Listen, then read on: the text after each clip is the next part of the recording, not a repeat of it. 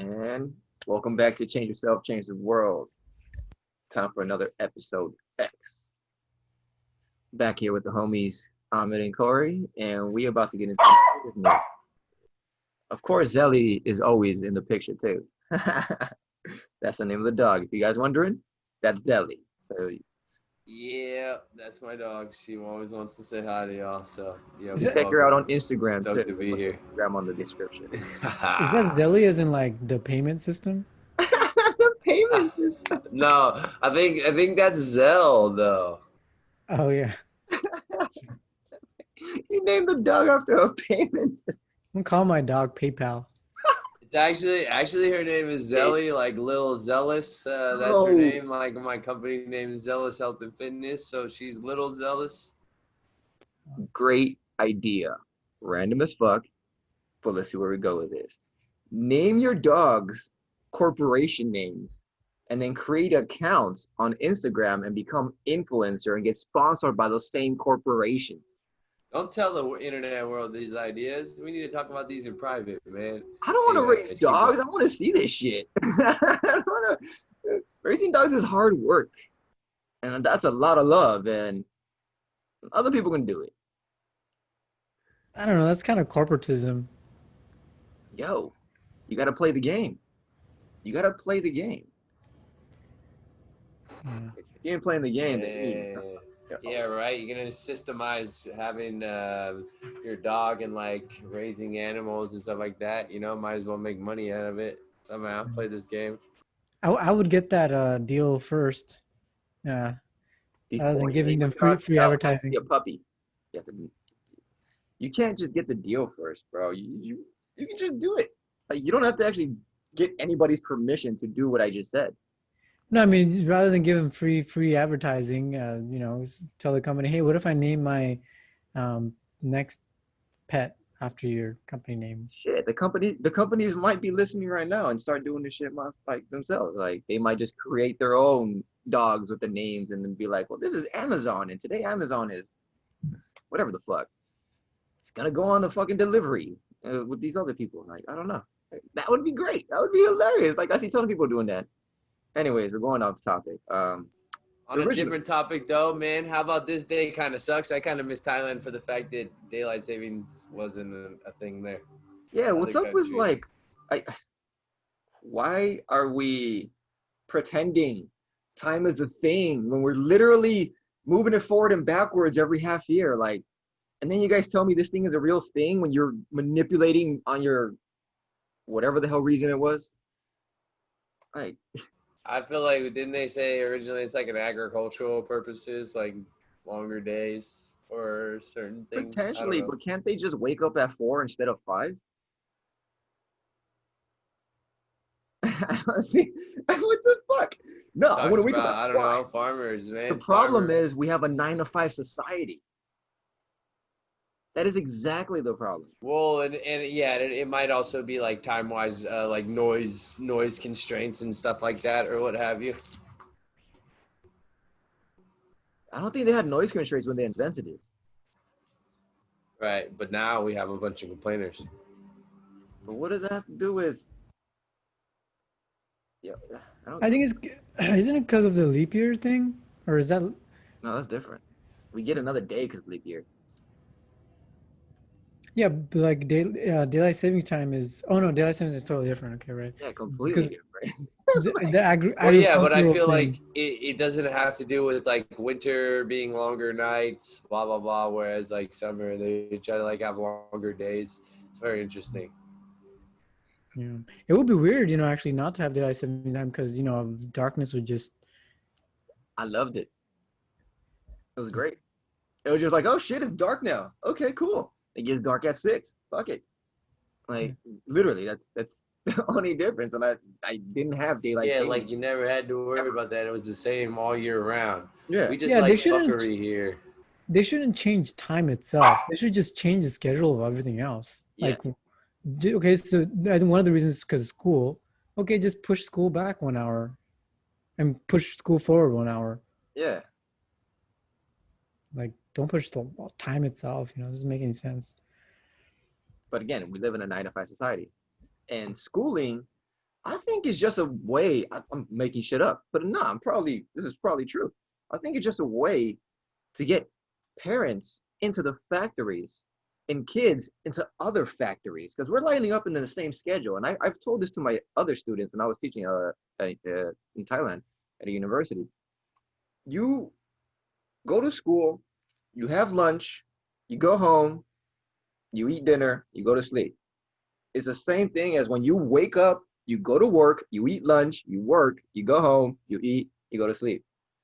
Like, they put you on the same schedule. You're being programmed. You're fucking being programmed. We're all being programmed all the time, and everything is fucking tuning us to do this and that. But this is a systematic programming. I think this is more dangerous than anything else. You want to talk about systematic racism or systematic this or that? Systematic programming is where we're getting fucked at. Like, it makes no sense. Why?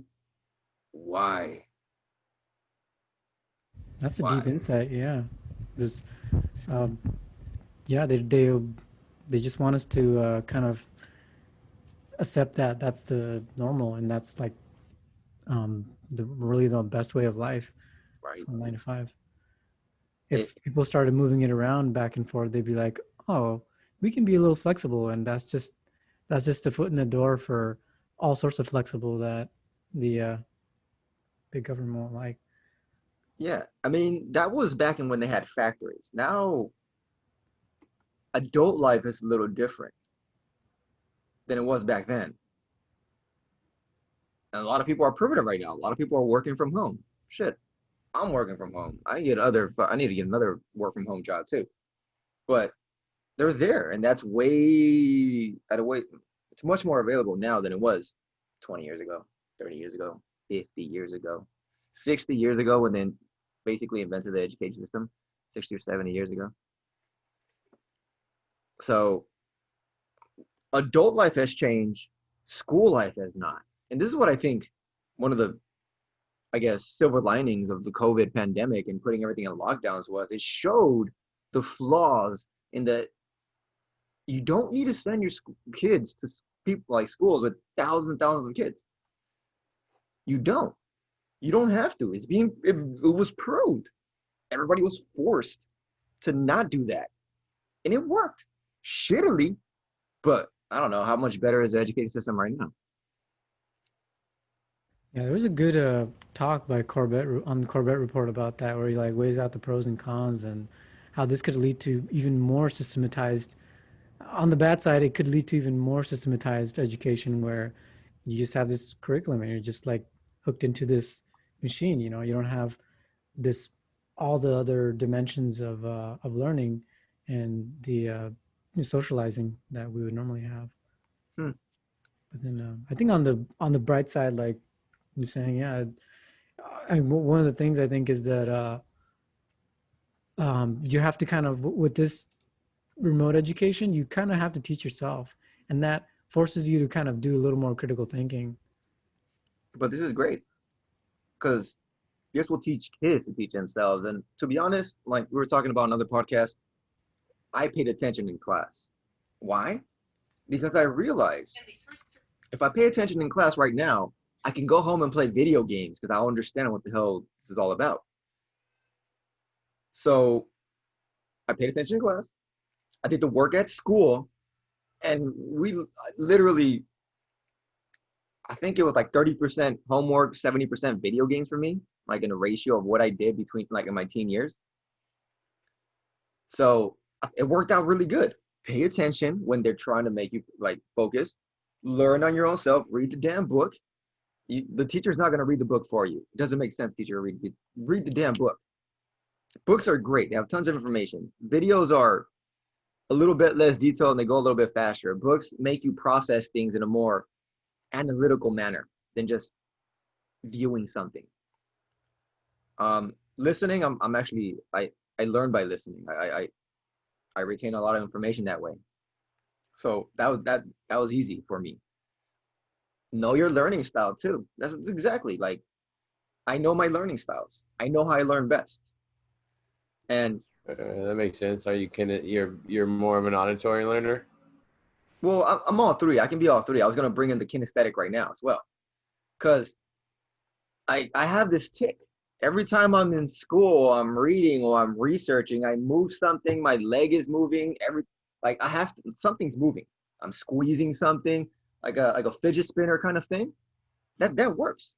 And if you tie those movements, that body movement to the knowledge, it lets your body it lets you retain it more. It makes you retain it more because it's memorizing it in many different ways. So if you listen to music while you're studying, if you listen to the same songs, it probably will help you remember a bunch of the stuff that you did study. So taking it to the kinesthetic part, if you're doing a body movement or a pen shaking or a biting of the pen, this is where I think the biting of the pen actually makes sense. These are things people do as ticks. I have a ton of ticks. I'm always moving. And until I'm meditating, which is again why I'm doing the meditation, because I'm like, oh, I'm expending a ton of energy all the time, and I'm constantly stressing my body out in ways I don't need to. So it's meditation, of course, learning you to fucking zen the fuck out. We all need to zen the fuck out sometimes. But yeah, learning styles. Like, what learning styles are you guys? I mean, I think it's context dependent for me. Yeah, but depends too. Yeah, like even I don't know. I think I've taken some tests where like Take a it test. would be more auditory in aspects, but then visually in other aspects, and then very minimally it's kinesthetics. Wow. Just kind of depends on learning by doing what it is. You know, what does the task require? What does what I'm learning require of me? I find that odd because you're a personal body trainer. So I would assume kinesthetic would be high up there, since the only way you can learn about it is to do it. And I don't understand that you do go to. Well, because to hear it, to understand it, and then maybe do it from there, you know, like, I don't know. Interesting. I also think it's because of a lot of my, I don't know, like I listen to a lot of music, so I feel like listening to music helps me learn a lot of things. So I feel like that's why I tend to go towards auditory. You do listen to a lot of podcasts. I mean, yeah. I listen to a lot of stuff too, and I see a lot of videos, but I usually have things playing on the background. Constant. But again, this way, gotta meditate. What about you, Amel? Yeah, I'm definitely a kinesthetic learner, and the whole digital revolution, on the one side, I love it, and it's great in so many ways, including that I can have my big ass library on my phone. Yeah. But the whole kinesthetic learning, because I'm a kinesthetic visual learner, I would think that the visual part would make it so that I can remember, like, so the basic thing, like, I totally agree with you that I've been reading books on my tablet versus reading books by my hand, actual physical books. Mm-hmm. And the latter is just leaps and bounds easier to remember, more enjoyable. I can go deeper into it. Like, I feel like I'm actually going inside of it.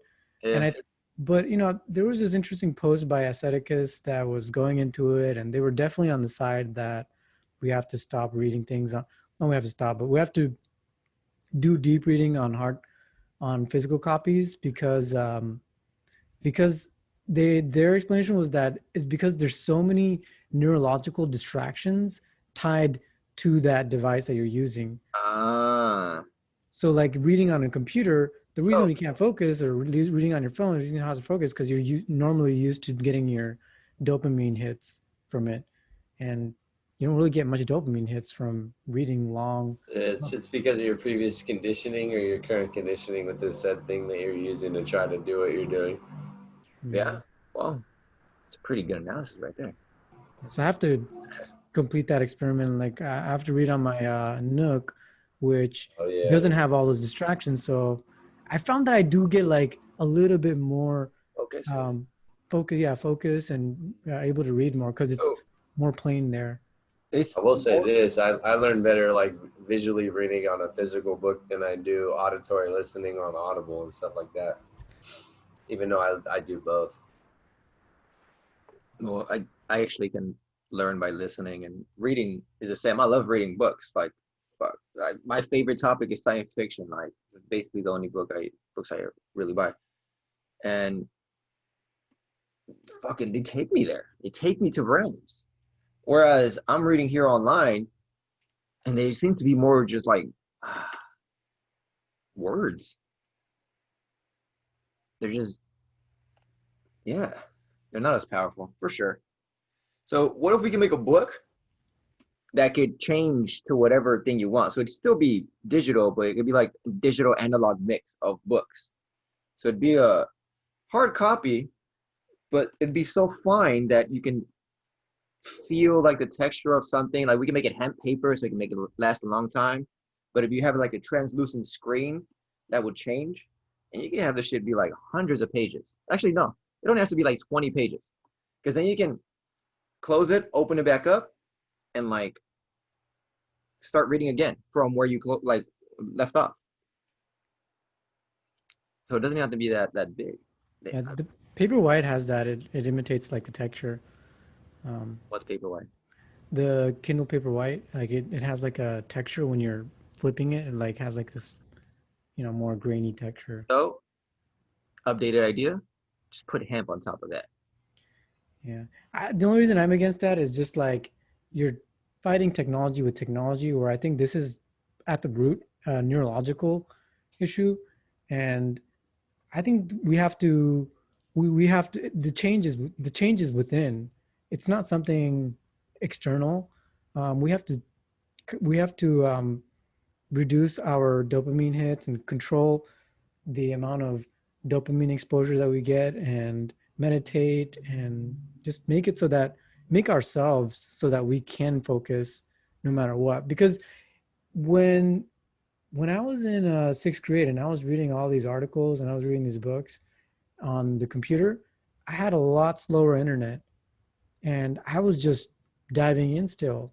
So I did have that previous experience of being able to dive in the past when there wasn't that as much dopamine, as much of all these dopamine rushes within internet. So there probably wasn't as much money invested in that. Well, the internet was slower too. Thing as well. Yeah, it's like a huge thing now. There's so much money invested in ads and views and pulling you in and keeping you sucked in and keeping you there. Consume. To be honest, I don't blame them.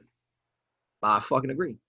They're gonna do it, and if people allow them to do it, they're gonna keep doing it. It literally is all personal responsibility. Even though they're giving you a drug, we're taking it. We are taking it. We're taking it, but at the same time, we gotta. I think there's a little bit of technology like ad block. I know some people don't believe in ad blocking, like support the people. And you could do that on certain pages with an ad block plus. You can select which sites you want to whitelist, but in general, those ads are dangerous, and they just get pushed right in front of us. And I literally have 3 ad blockers running at all times. Just fuck all that shit. Yeah, I have ad blockers, script blockers, and like, yeah, nah, you gotta get the fuck on this shit. We literally have to create our own network so that we can have our own dark web. Because other than that, you're always getting tracked. Data's always being collected. Everything's always. You can install script blockers, and in general, I use Ghostery on the Chrome, but there's I think I forgot what it's called in Mozilla. It's like a global script blocker, but that's what you basically want to block. You want to block those auto running scripts whenever you log in. And as long as you block them, you might not, some sites, if you block them, you might not be able to access certain things, so you could disable it temporarily. But I think I do have script blockers going on. One of these blockers. Yeah, it'll make your web pages load faster too.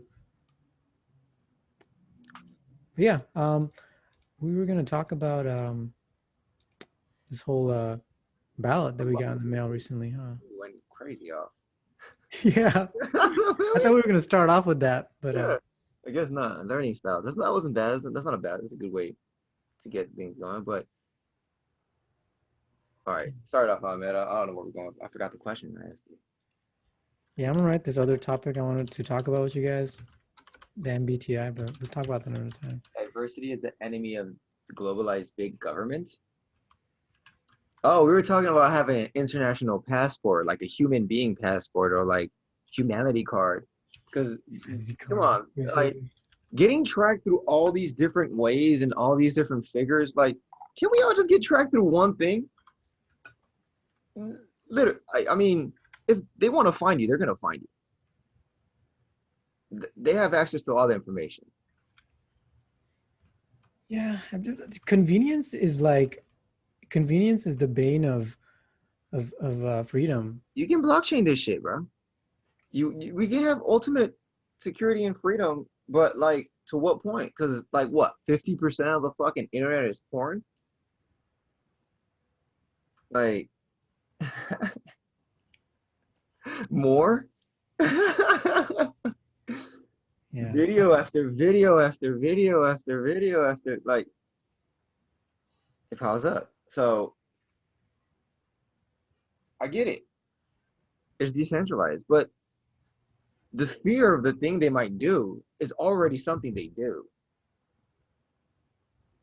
Yeah, but you have an escape now, you know, like when the US government doesn't let its citizens escape, eventually when they, if there's like a dollar or some sort of epic dollar crash, then usually what happens is they, countries tend to like try to silo all the wealth, like so that they can recover. And so those businesses are also going to try to run out. If you have like some sort of global card, it'll be hard to escape. It'll be hard to expatriate, and because true, I see your point. it's hard to run away. Yeah, that only exists in, I guess, functioning societies.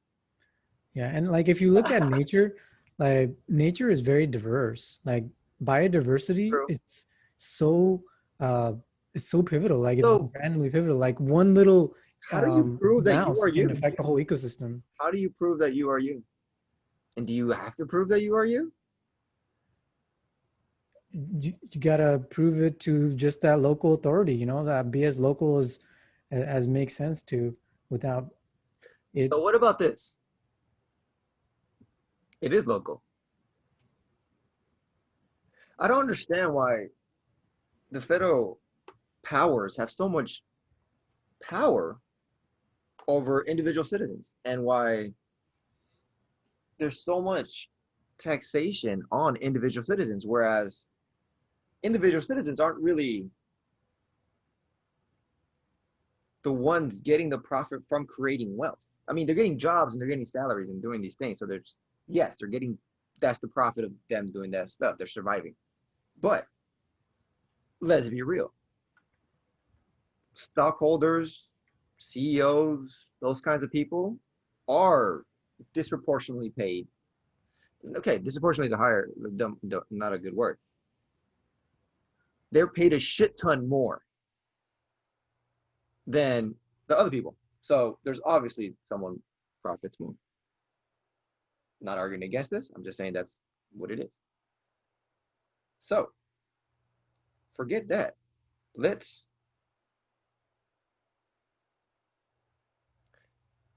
make the people actually getting the profits, which is already happening. 70%, like roughly 70% of the taxes paid are paid by those top, what, like 5%, maybe 10% of people.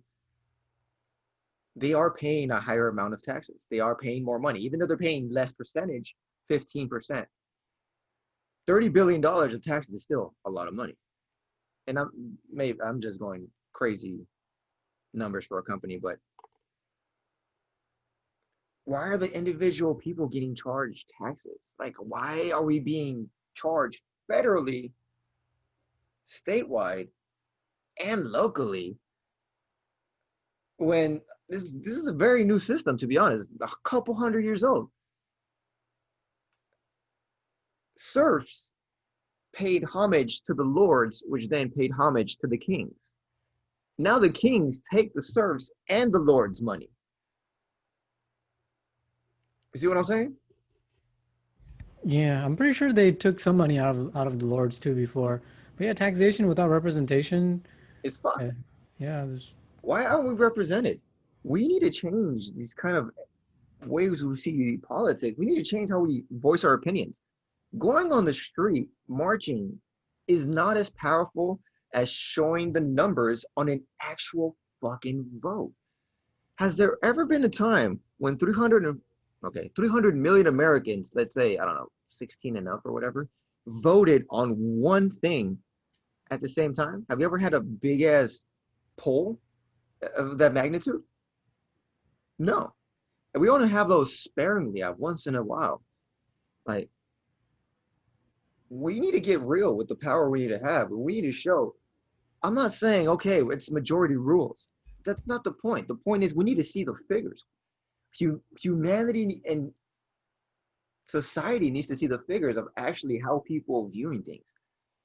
This weird bias that we get from the news and we get from all these other fucking sources, they're not real.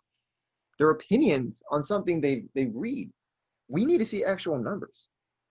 This is what I've been advocating for like years, 5 years at least. We need to see actual fucking numbers. You want to fix the voting system? This is what you need to do. We just still have a representative democracy. That's fine. This is great. But like, we can track our votes ourselves. We need to be able to be like, all right, I'm voting for this guy, and this guy.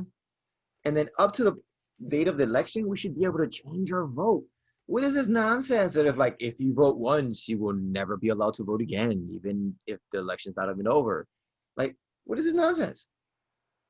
Yeah, like especially recently with the laptop that's destroying the votes for the Democratic Party. Biden campaign. A lot of people already like voted. Is this and I why they bet they're like wanted them to regretting. vote early? Is this Yeah, why the Biden yeah, campaign wanted people to vote early? Because they were like, oh, yeah, because they probably got whiff of it because that Chinese video, it came out September all right, this is where you start asking 20th questions. something. Huh? This is where you start asking questions.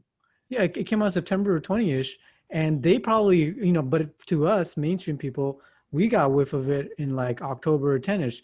But did you notice that in September 20ish, that's when Facebook, Instagram was like, saying that That's right. prior to the election, we're going to start, Yeah, hiding a few posts. And if we yeah. accidentally hide conservative or libertarian Holy points of fucking views, shit! It you just know, lines up. it's our Oh my mistake. god. Just recently,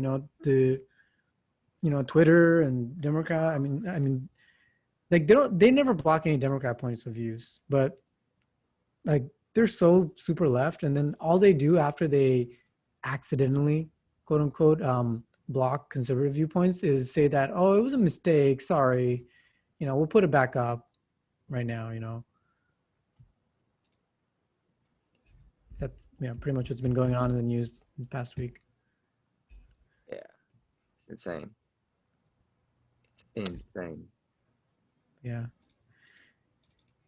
I think regarding that topic of diversity, and like, I think we should stay as diverse as possible. We shouldn't have Big Brother tell us what's best, or force things in some sort of universal way. If people want to be like that, if people want to all speak English, then that should be more of a gradual thing. I don't think there should be like some sort of forced. Yeah, that's gonna happen anyways. And even if it doesn't happen, like, the next generation is gonna speak all the languages, so it doesn't fucking matter. Like, we're fucking getting worried about nonsense. Like, the next generation doesn't give a fuck about your biases. They're gonna learn all these things and keep going, or die because we're blowing up the planet. Either or, Yeah. Yeah, the diversity of currency and diversity of culture. It's all good for people. I think shouldn't try to make everyone or anything into one way. Yeah, there's no problem with diversity. I think people should be more diverse. I think mixed babies of like every culture and every race, those would be the superior people. Why? Because they have DNA. Well, basically, like we are. We basically have DNA from everybody. But I have this thing where people from multiple backgrounds with more lineages and more karma behind them have I don't know, a better genetic pool to choose from to pick qualities and attributes. Could be good, could be really good, could be bad, could be extremely horrible bad. Yeah, I think it's evolutionary. Like, it's like that's why sexual reproduction is like that. Like the whole intermixing of the genetics. Yeah. I think mixing genetics between races is really good. That's why. Yeah, that's why they have. We're getting stronger and stronger as time progresses. But despite all the things we have in our environment trying to prevent us from doing that, like GMO and all that. Yeah. But yeah, even if you kept the same cultures, wouldn't it like eventually seem to be almost like you'd have no reason but to be incest? Like, it's weird. Oh yeah, that's what happens in a lot of cultures. There's a lot of incest going on before. Yeah, I think that's also why like we feel this root attraction to like people that are different, like of not of our own culture, Yeah, well, it's just phonetic expressions that you kind of like. Like, there's certain features that you like, kinds of faces, eyes, Like, kind of do you guys find women outside of your own culture like more attractive than? I usually only end up being with women outside my own culture. Well, that's probably been most of my cases as well. So, But I'm talking about like but that was a lot of phenotypically. circumstances as well. I'm not gonna hate on any beautiful woman, like, but there's a certain predisposition to a certain, Rico likes Asian girls. basically. Not really, but it's just opportunities, bro. Like, to be honest. ASEAN girls. Yeah, no, I Like just I find girls within my culture a little boring, like Bengali girls. Like, there's beautiful ones, but yeah, definitely like almost even black women. Like, I maybe it's just I'm bored of seeing that because I don't know. Actually, I don't see that many of within my own culture because I'm kind of a minority here. So yeah, I that's why it convinces me that it's kind of like a this attraction thing. It's kind of a pointer that we should be dating outside of our culture and learn from the world. Mix and grow humanity. As for me, I always end up with either an Asian girl, a black girl, or sometimes Hispanic girl. It's always something outside my race. How many Jewish girls have you met? I went to Israel, bro. I met quite a few Jewish girls. Yeah, but how much time did you spend in Israel compared to how much time you didn't spend in Israel? 10 days, but like, opportunities, bro. Yeah, I know. I've been around a lot of Jewish women. That's why I said, I'm like, give me a ratio. Have I dated a Jewish woman though? Never. No, I'm just saying, like, how many were they around? Because that is a statistical minority as well. It's a good question. Like growing up, I don't know. I guess I never even looked for them, so I don't know. It doesn't even really matter. Like, it's just, again, all I'm saying is it's basically opportunities. Like, whatever the fuck you guys are saying right now is nonsense. It's opportunities. This is the only thing. Like, it's things lining up at certain times in certain places, and like it's just okay. Yeah, maybe. So our two, our sample size is too small enough. But so yeah, I think I'll find out. When I go to Bangladesh next year, if I'm literally I think that's it. Like to fall in love with a woman in any country. Latin American country, obviously. If we lived in an Asian country, obviously we're Asians. If we live in America, obviously something else. America, you can have like basically anything you want. It's a melting pot. Depending where you live. It is still depending where you live. Yeah, I'm just trying to like trace in Usually on that. Usually if you go to the far coasts, you'll catch like multiple cultures. Well, the cities are usually the coasts are usually more packed than everywhere. Like, what, 80% of China is in the coast? Like, if a big ass tidal wave just went whoosh, like a tsunami, like a massive megalithic tsunami just went whoosh, Game over. 80% of China can get wiped out. Game over for China. Damn. Unless there's cities that are equipped with underwater equipment, which we don't know about. Potential. I don't know. I don't know where the technology is at.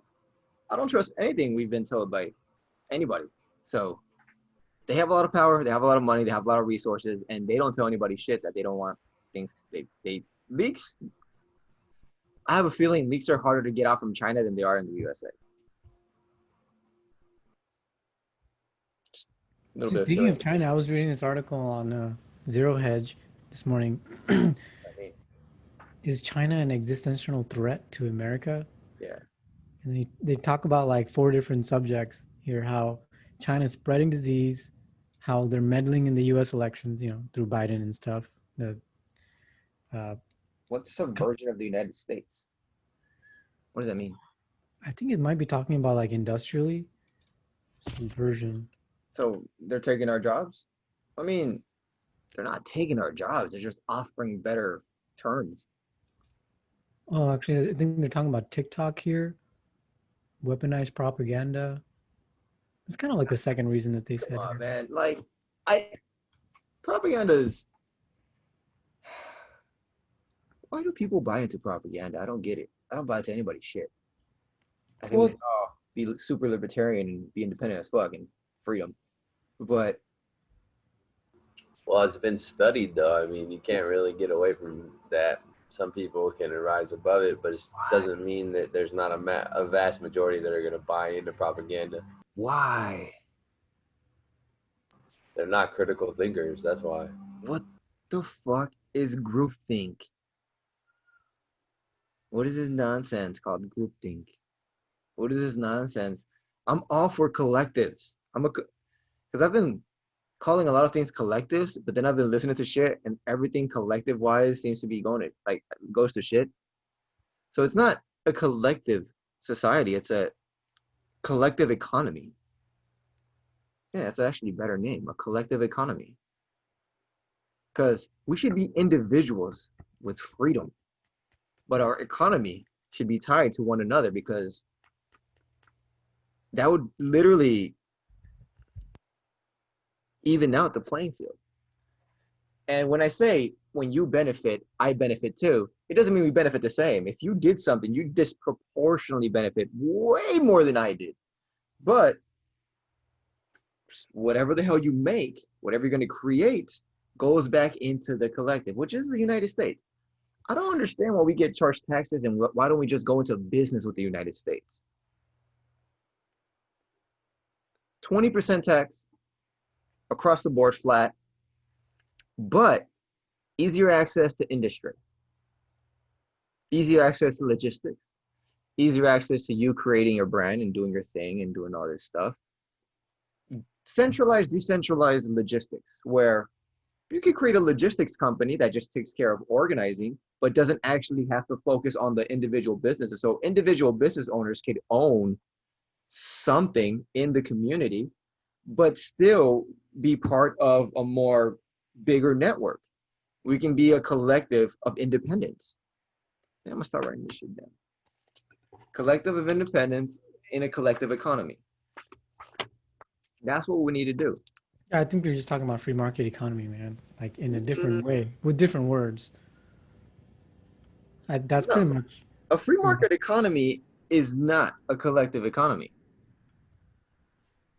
Because it's you benefit only the people in your group. What if we're all in the same group from the get-go? And if you benefit, yeah, you get a bigger chunk of the pie, but we're still in the same group. So again, yeah, I mean, taxes do exist. Yeah, exactly. Taxes do exist. And this is the point of taxes, but there's no representation in taxes. And a free market economy does not guarantee representation in taxes. A free market economy is laissez-faire. Yeah, I think executive orders destroyed everything. Like the way our constitution is founded, we should not have, taxation without representation. And the only reason it exists now, like, is because of military and all these things that they, ordered without the vote of people through fear and propaganda stuff. Yeah, and again, in a collective economy, you would, yeah, I don't understand. 20% of taxes, like, it simplifies everything. What the fuck is all these state taxes and gas tax and this tax and this shit and this shit and the other shit and the other shit? Like, they're only going up. Half the props on our fucking ballots are taxes. Do you want to vote for getting more taxes? Come on, help the schools, help the fucking hospitals, help this. Don't organize them. Just give them more money. What? You know how much of a sham most of fucking the American economy is? How many fucking insurance companies don't do actually anything but take a ton of money? How many goddamn middlemen are there just taking tons of cash?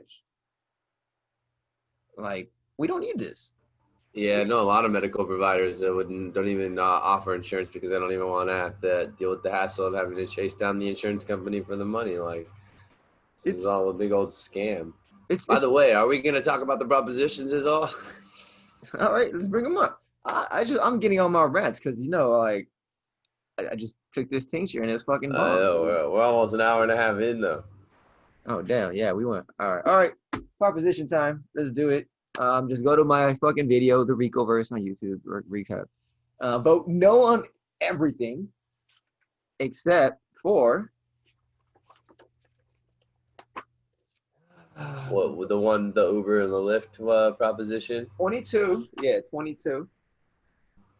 Exempts app-based transportation and delivery companies from providing employee benefits to certain drivers, initiative statute. And then, I don't know, man.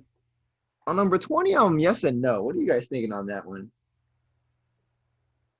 It just restricts parole for certain offenses. And I don't know if it was just propaganda or some other shit, but didn't Democratic states release prisoners at some point in time because of COVID? Yeah, I'm pretty sure that was talked about. That was something that was discussed. So, instead of giving them masks, they let them out of jail. I mean, those people are basically immune to this shit. I don't know why the fuck they let them out of jail. I don't understand this. This COVID panic was weird as shit, dude. It really was. It really was. So I'm putting underlying conditioning tools that were put in place now moving forward, because this isn't changing. Fuck, that's fucked. California's fucked, dude. That's just I'm trying to get the fuck out of here. Yeah, hence why, a lot of people left. Joe Rogan left for a very distinct reason. Restricts parole for certain offenses currently considered to be nonviolent. Authorizes felony sentence for certain offense currently treated only as misdemeanor initiative statute. So it makes a lot of crimes more punishable, and it is going to disproportionately affect communities that have higher rates of crime with people doing this. Obviously. You know what? Yeah, that sounds good. What I really dislike about what's going on right now, people just walk into stores and just take what they want and walk out. Stealing's not okay. You can't. And then, do you know what the most common store is now? That's been looting. Yeah, Foot Locker store. Like, how does that help with black rights? Yo, they gotta get gear. Oh, okay. To shoot basketball, play basketball better. Mostly go get a good pair of Jordans or what? Trying to get a pair of gotta look good while they're protesting and marching, bro. This is what it costs. KDs. They have to wear a uniform. Man. So the only thing that's okay to steal, in my opinion, is movies from Hollywood and Pirate Bay. Other than that, you shouldn't be stealing stuff. Even stealing a book is. Everybody wants just excuse for something for free, for looting, etc. Yeah. So what this is supposed to do is this is supposed to make smaller crimes more punishable. Yeah. Yeah, and I think that's cool. And jail is basically slave labor. Oh, serial theft, huh? What is that? 250. Worth more than 250. Organized retail theft. Felony punishment for stealing. So they can be considered felons. That means they can't vote. They can't have guns. Because if you're stealing that many times, more than $250, that's, yeah. That's more than a pair of Jordans. Yeah, I mean, it should add up too, like 2 pairs of multiple Jordans. offenses. Like they're saying, the organized retail Yeah, at the theft. bottom as well. If they do it too many times, like I went through all this in my videos. You can literally watch them on YouTube. The Ricoverse, the Ricoverse, YouTube, California, CA Prop, what, 20? Yeah, I'm down for this. I'm voting yes only because, yeah, the prison system needs to be reformed, and everybody who's fucking taking drugs or was caught on drug charges that was literally not selling. Like, I don't think 3 grams or 4 grams or 6 grams of weed is selling. I think like 8 pounds, that's selling. So I don't care if they sell either. Fuck, they should be able to sell with fuck drugs, in my personal opinion. But if in their like what they were convicted for, it was just having possession of certain things, it makes no sense. Release those people from prison. Why keep them in there? There's no fucking point. Fuck the quotas and the minimums you need to keep people in prison. Those are fucking stupid.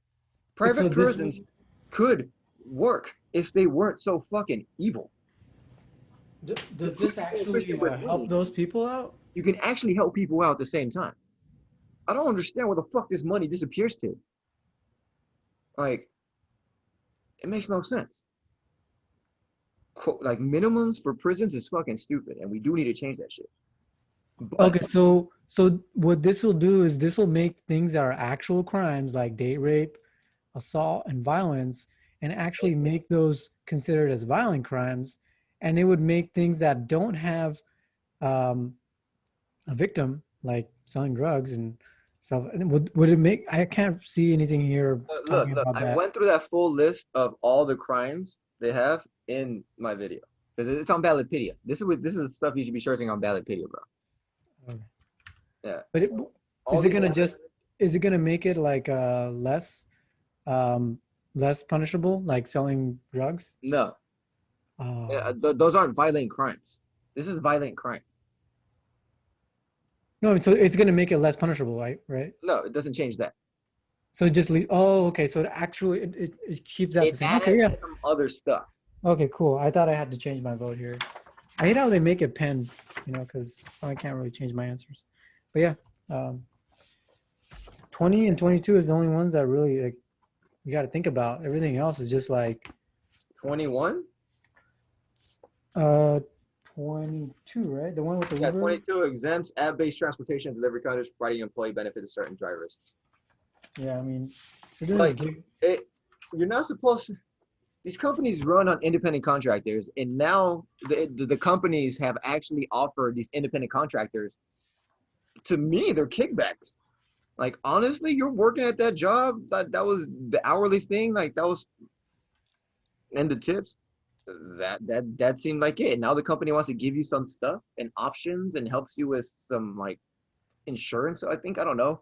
I went through 22 as well in my videos, and but didn't there talk about, like, if that passes, that those companies will actually leave the state of California and not even run here? If no passes, if you vote no, then they're gonna leave because they want full-time employees. They don't want them to be on. They can't afford it.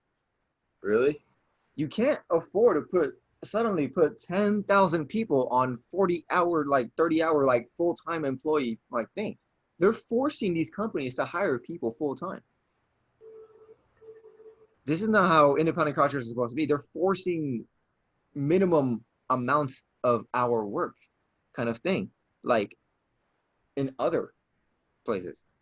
So the whole deal with Uber is like, you click in whenever the fuck you want, you click out whenever the fuck you want. That's how the whole system is built.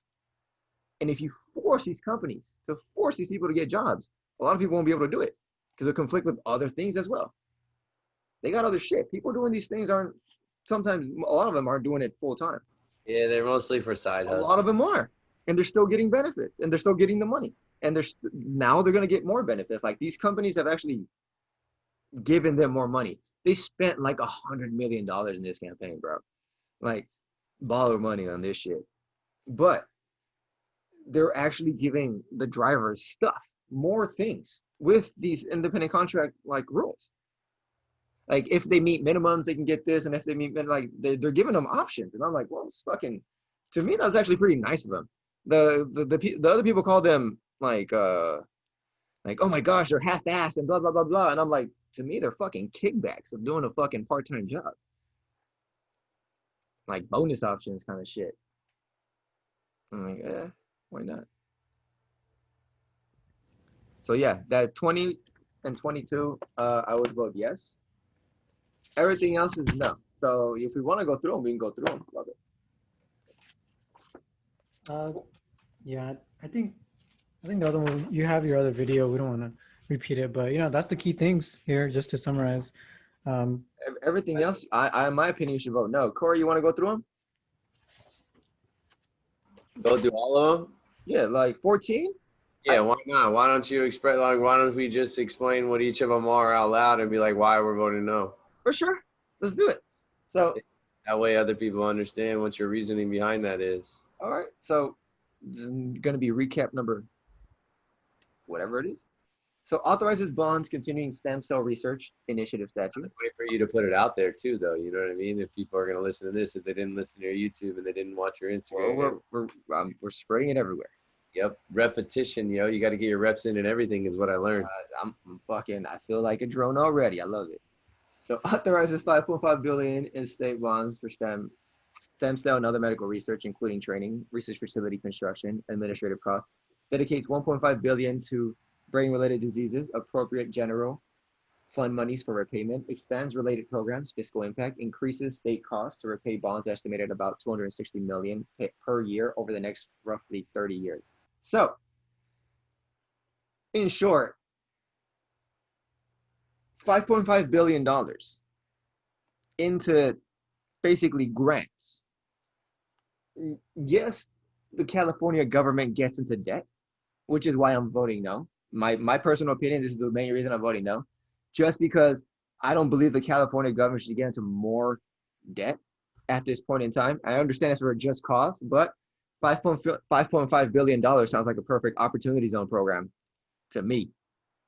So we can do this in a private industry. I don't believe we need to have the state spending more money. I am becoming more libertarian, fiscally conservative, whatever the fuck other labels you want to put. But it makes no sense that the government keeps spending more money, because the more money the government spends, the more money the government's going to take. And the more government the money takes, the more the American people are going to get pissed off. We threw tea out at sea, and I say we as Americans, because fuck it, I'm buying into this narrative at this point in time. So we threw tea out the motherfucking boat because they were charging us taxes that were minuscule taxes. You know what the American people said? Go fuck yourself. Like, I don't know. If anything like exemplifies America is. Yeah, well, nowadays we just take shit right up the ass and like accept it. It's so weird. Why? Why the fuck have we become so complacent and weak? Well, it's almost like they became rather submissive, not so much complacent. It's complacency, bro. You don't need to submiss anybody if they don't have any kind of rebellion. You complace them, you can give them drugs, you can give them food, you can give them sports, you can give them all kinds of bullshit. You can feed the internet with porn. Oh my God, you're like bought in, bro. They keep buying into this shit that's sold to them. So this is why I'm voting no. It's more money that the government's gonna spend. We should be making the budget smaller. We should be allowing more people to keep their money. Why? The reason we have such high taxes is because the government spends so much goddamn money. Do you know how government programs work? Do you know how funding and research works? If they don't spend the money that was allocated to them, they won't get that money back. They're gonna lose it. So they're incentivized to fucking keep spending all the fucking time. It's insane. It's inefficient and it doesn't fucking work. How do you know? Every country and every society that ever fucking tried something similar like that has fucking crashed. It's called history. Read a book or look it up on the internet. It's the same shit. So. Well, America's, imploding right now, it seems like, but that's on another note. I mean, It's not imploding. We've always been this fucking rebellious and fucking fighting, and we love to fight, even if it's each other, because we're fucking. This is America, like. Like, but fuck, man, we got out there. Motherfuckers are out there with assault rifles and shit. motherfuckers out there with assault rifles all over the world, because this is fucking America. God damn it, bro. We're a fractal. We are a fractal of society, and society is a fractal of us. We're not a bunch of meditators. We're a bunch of medicators. Damn, that's good. I'm gonna write that shit down. Hey man, see, come on. That's how you come up with some great shit. So Drew, pill popping, medicated ass motherfucker. Yeah. Crazy. Watching news, digesting, assault rifle handling. Burger eating. Yeah. Add extra bacon and grease.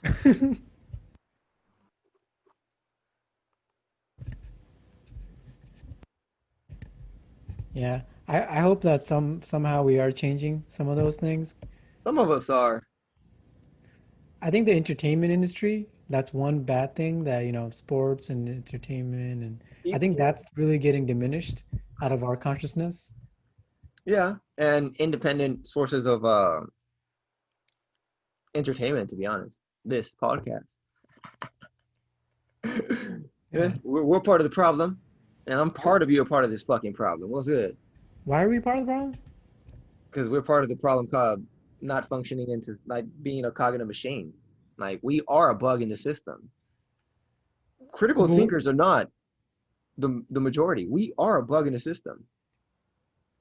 Oh, but like people listening to us is they're really a part of the free dumb, like not free DOM, but like DUMB.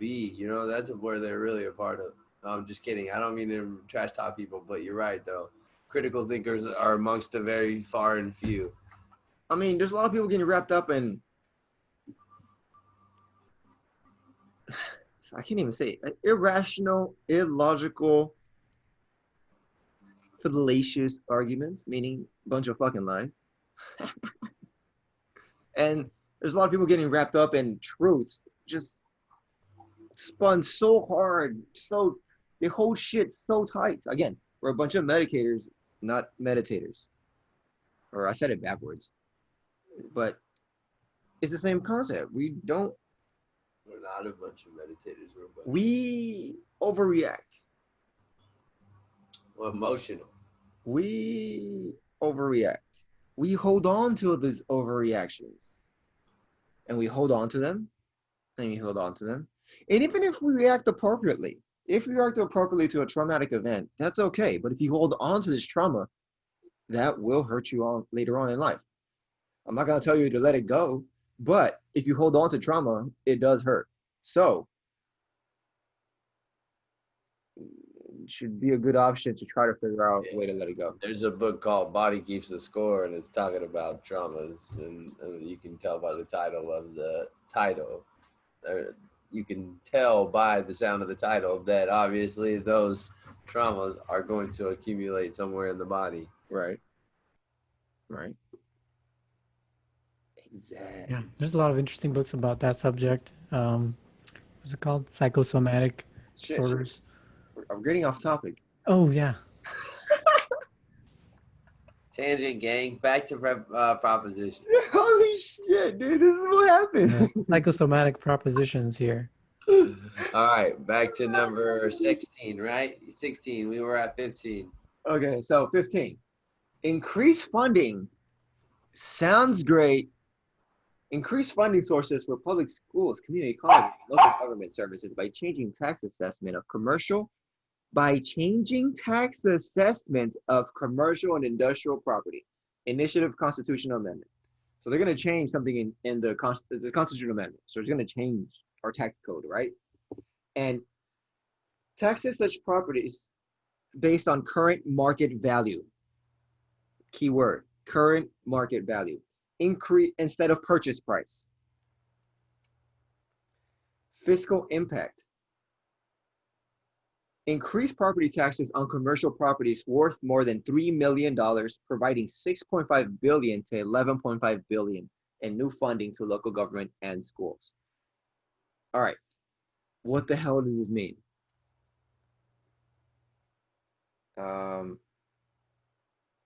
They're going to change how property taxes are, right?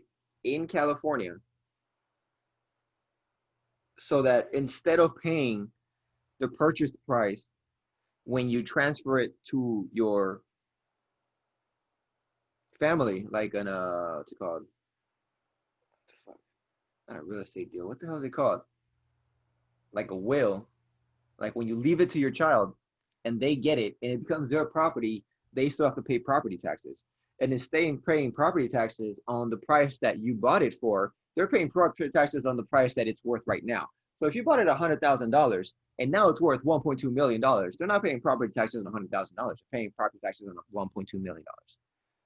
That's what it's going to do, first of all. Second of all, it's going to change, I think, another initiative. I'm not sure if it's this one. Hold on, let me read all of them. No. Yeah, so it's the same one. No, what the hell was 19?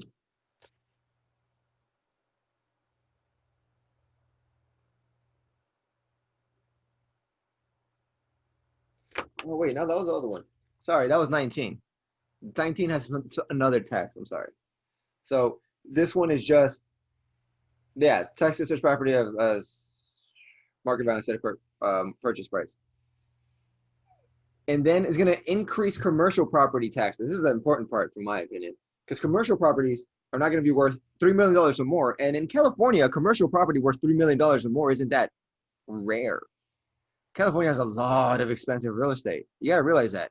California has a lot of expensive real estate. It's not that hard to get $3 million worth of property now in many places.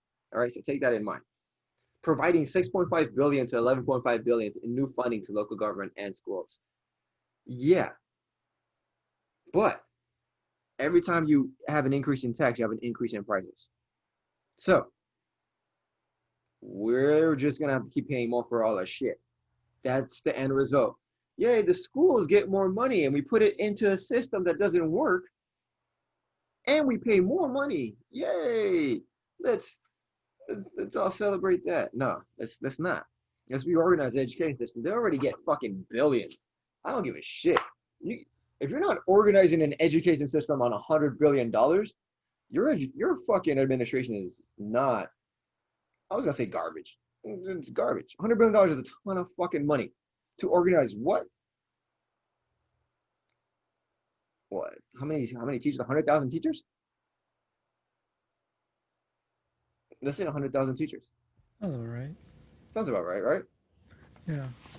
Yeah. So 6.6 million students, I think, when I was reading the numbers, when I was actually researching these things. So we spent $12,000 per student, bro, per year in education already. 12,000 per student, 30 students to a class, maybe 20 students to a class. So what, $250K per year? The teacher ain't getting paid $250K, I'm telling you that right now. You know who's getting paid $250K? Executives, administrators, unions. Those motherfuckers getting paid.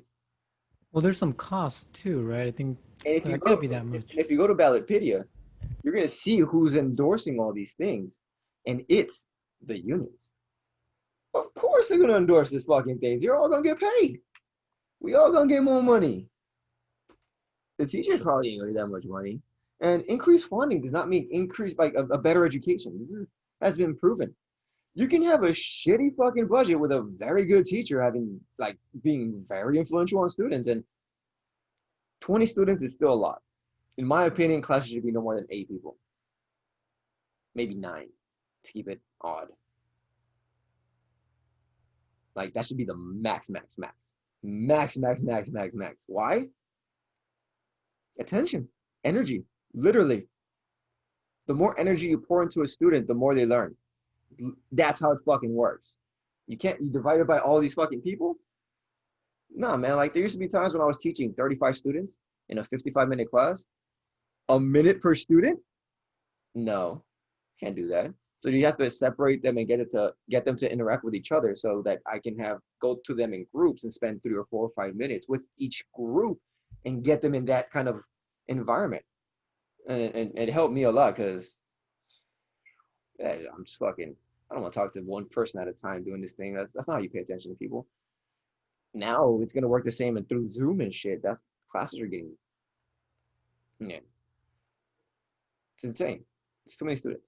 So too much money into an education system that should be better for the amount of money we're paying for it.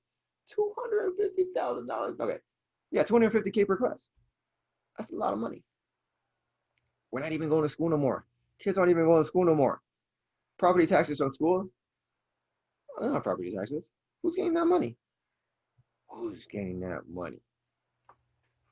So that's why I'm voting no. I don't want more taxes because taxes mean everything is more expensive and the education system is not efficient. So, and there's been estimates that they're spending $20,000 if you add another fund that they have somewhere else or like some other thing. But whatever, we just go with 12K. Still a lot of money. So I'm gonna vote no. Ahmed? Yeah, definitely no. I mean, this is in Fresno County, they have the exact same guide for the propositions, like no on everything, except what is it, 19 and 21 or 20 and 19 does give some benefits to people. I'm not gonna lie. wait, no, I mean 20 and 22. Yeah, I mean Fresno County, like they released a guide and they're just like official guide to it, and they have the same answers. So I think. Okay.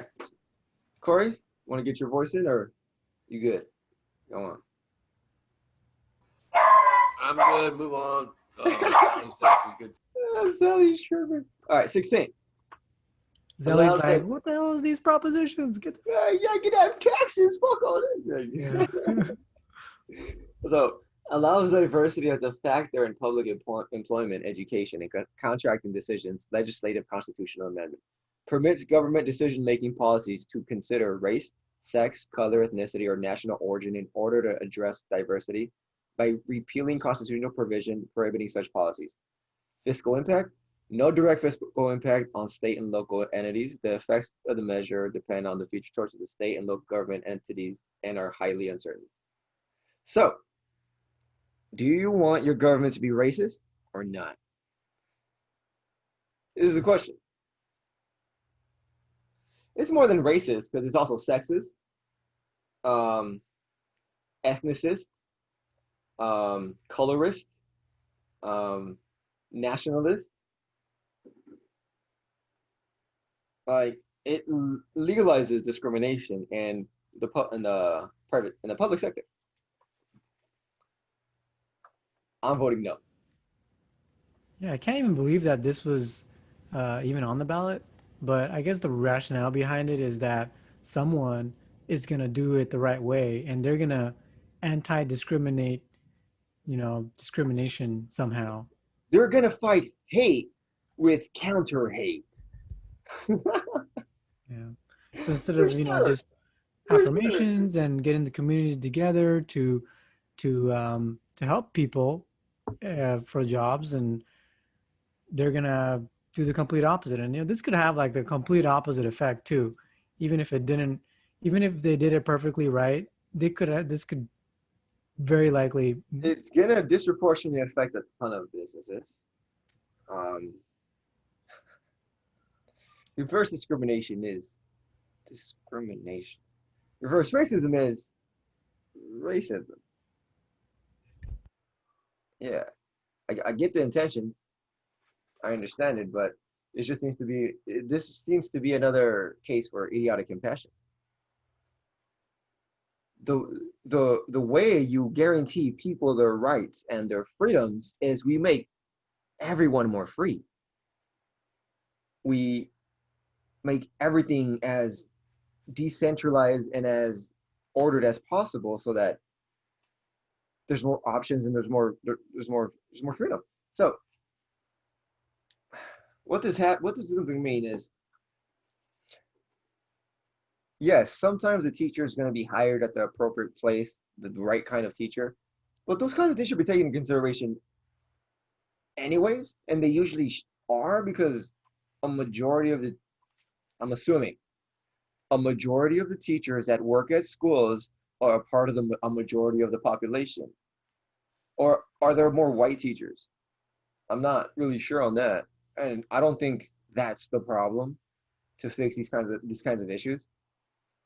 I think the best person for the job should do the job, in my opinion, no matter race, sex, color, ethnicity, or national origin. It doesn't matter who the fuck they are, to be honest. As long as there's someone who can get the job done and do it amazingly, and yeah, why not? So I don't want them to legalize discrimination in one way or another, because this is just I'm not gonna call it a slippery slope, but it is a slippery slope. I am gonna call it a slippery slope. Fuck it. Fuck that. No, no, no, no. Hell no. I think that's how I ended in fucking my video. I was like, hell no. No Magic 16. So no legalizing discrimination. For whatever positive reasons you want to give me, I don't want to legalize discrimination. Yeah. Yeah, just imagine like if this is exactly what Hitler wanted, right? I mean, some of these things that just come up on the bow is like, why are we even discussing legalized discrimination? Like, this is interesting. Because they're calling it diversity as a factor in public employment, education, and contracting decisions. That's why this is what we're discussing here, because that's what they're calling it. They're redefining things so they can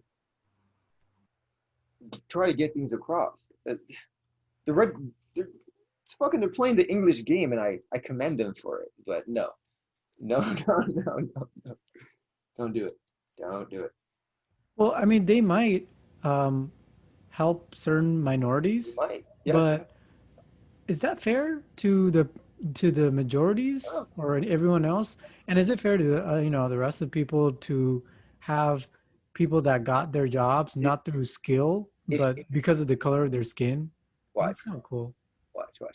If you go to Ballotpedia, bro, if you go to Ballotpedia and you check out who's supporting it or who's against it, you're gonna see that there's an Asian American society so against it. And this is because they've been disproportionately discriminated before by these kinds of policies. Reverse racism discriminates against a ton of people, not just the people you intended to discriminate against. You're trying to be more POC, which is weird. People of color, like, how many labels do people need, man? Like, how many labels do you need to put yourself into? Like, can't you just be a human being and you can put yourself a name? Like, my name is Rico, and that's what I want to be called. So that's it. Like, everything else is just not even, shouldn't be even a fucking issue. I can do this, I can do that. My skills, yeah. The actions I take, that should be taken into consideration. Everything else, superfluous. You don't race, color, sex, what nonsense. Nobody's gonna be changing my tires with their color of their skin. Yeah. Unless that's your superpower. Somehow, I don't know, I don't get it. But yeah, no. Yeah, it makes no sense. So I'm voting no. Moving on, because I'm guessing we're all voting no. As a libertarian, you should vote no. As a person that likes freedom, you should vote no. Yeah. All right. 17. Restores right to vote after completion of prison term. Legislative constitutional amendment. This is restoring voting rights upon complete of prison term to persons who have been disqualified from voting while serving a prison term. If you have been convicted of a crime and you are serving a prison term, you cannot vote until your parole is over.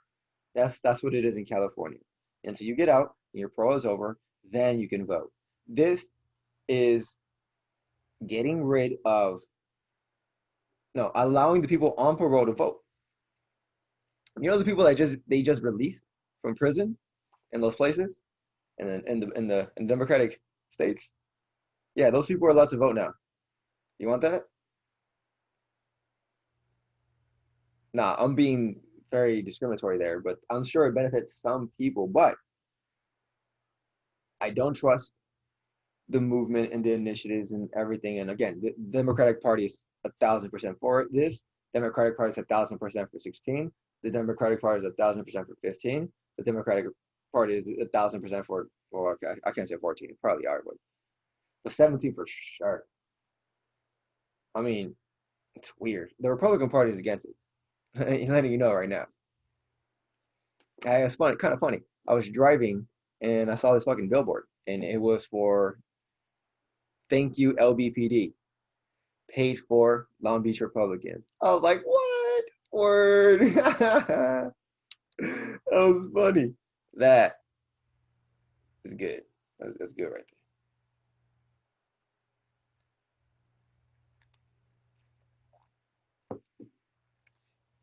there. Water break. Next.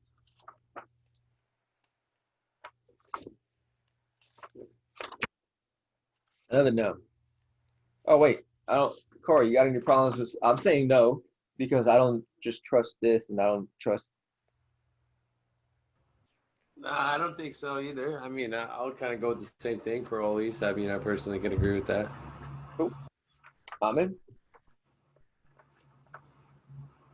No, they don't need. Pearl people don't need voting rights. Kind of fucked, but I Stupid mean, games, stupid prizes. if we had an app that had everyone that has a vote, and then we can have like Well, they're still like kind of in a testing stage in society, anyways, though, right? Like on parole, showing that they could still like show right, up. right. So does that still like? Does that negate that they are allowed to actually have a say in society at that point in time? I think everyone should have a Yes. say in everything. Everyone's voice should be voice should be heard, but I don't think everyone's vote should. It's gonna be weird, but I don't think everyone's vote should count. My personal opinion, we should have a fucking test before we go vote. Should we also take it based on context of like whatever they were put into prison or jail for? I think Well, violent they're crimes. felons, right? If you've been accused of a violent crime, like a Violent crime, something, you harming get the right to another the person. felon. Yeah, that makes sense. No, I think we should take it the other way around. Like people that committed a violent crime ever should never be allowed to vote. no, they never have. They don't have it. Not in California. They don't get the like. I don't think violent crimes merit to get your vote back. That's not this one. This is, I think, just, well, parolee. Anybody else on parole, I guess. If you're on parole from murder, then I guess maybe. Not sure. Not sure. Huh. I went over it in my other video. I can't remember exactly all the things, but yeah, I would vote no on 17. All right, fuck it. 18.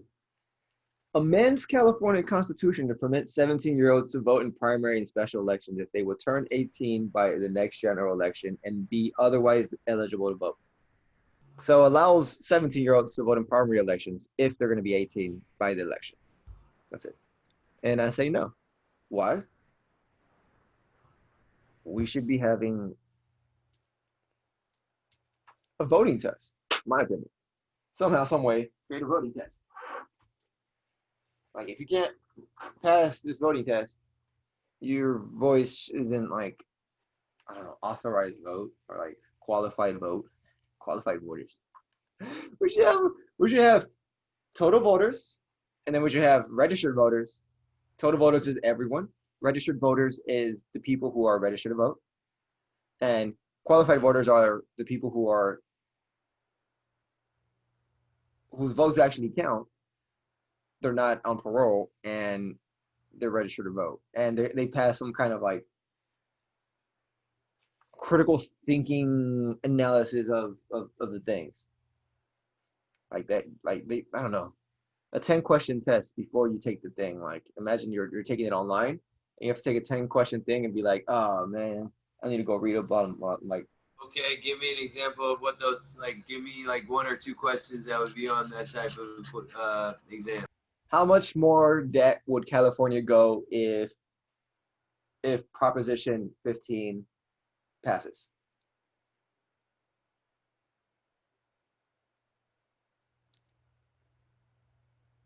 Answer: 7.2 billion. Acceptable answer: 5.5 billion. You see what I'm saying? they have to have some general cognition of what it is, right? Another test. Another question. You can have multiple choice answers. So would Proposition 17 allow 17-year-olds to vote? Right? And this is right before they go vote. This is right before they go vote.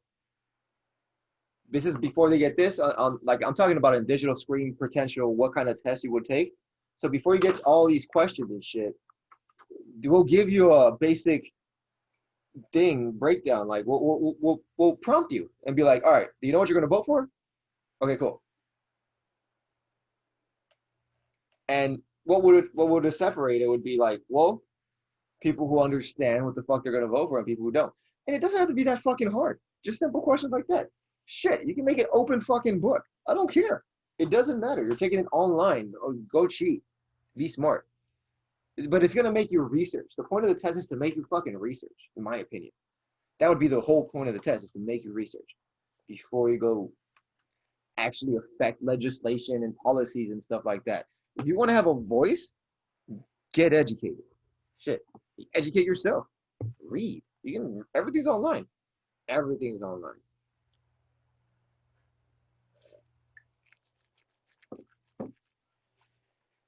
All right. What's next? So yeah, I'm gonna vote no on 18 because 17-year-olds are idiots. My opinion. What do you guys think about 17-year-olds? I don't think they're idiots, but this is obviously state-sponsored, Soros-sponsored, because they want the freshly indoctrinated adults to vote, vote the way that they've trained them to. Freshly indoctrinated?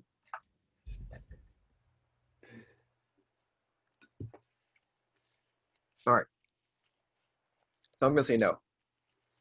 It would cost a little bit of money to get everybody registered, but that's negligent. The actual point of this fucking thing, which is, yep. 19, more taxes. Changes certain property tax rules. Taxes. Allows homeowners who are over 55, disabled, or wildfire disaster victims to transfer primary residence tax base to replacement residents. Good. I like this. I like this part. I like this initiative. I like how it's trying to help people. And this is a policy we can do right now. But this is what I don't like about it. Changes taxation of family property transfers. They tied that initiative, which is great, and we should allow this in standalone to be passed, to, what was it? Changes taxation of family property transfers. Yeah, changes taxation of family property transfers. Establishes fire protection services fund. Yes, again, good. But they tied it into changes taxation of family property transfers. Fiscal impact, local governments could gain tens of millions of dollars of property tax revenue per year, probably growing over time to a few $100 million per year. Schools could receive similar property tax gains. This is what I was saying before when I said, oh, my bad, this is the other proposition with more tax. So this is when you're passing on the estate to someone. When your relatives get it, when your son gets it, when whoever gets it, they're going to have to pay property tax on current market value, which is if you bought the house at $100,000 and now they get it at 1.2 million, they're going to charge it as a $1.2 million house, whereas before they were charging it $100,000. I might be wrong about that, but I'm pretty sure I'm right. And the way they have this thing is like 70% good could go to the fund that they were talking about, but there's better ways of doing this shit than just fucking taxing people. It's just fucking insane. All these fucking taxes are just insane. Why? Why more taxes? Why doesn't the government get more efficient? It's already spending billions upon billions upon billions of dollars doing a bunch of shit that it shouldn't really do.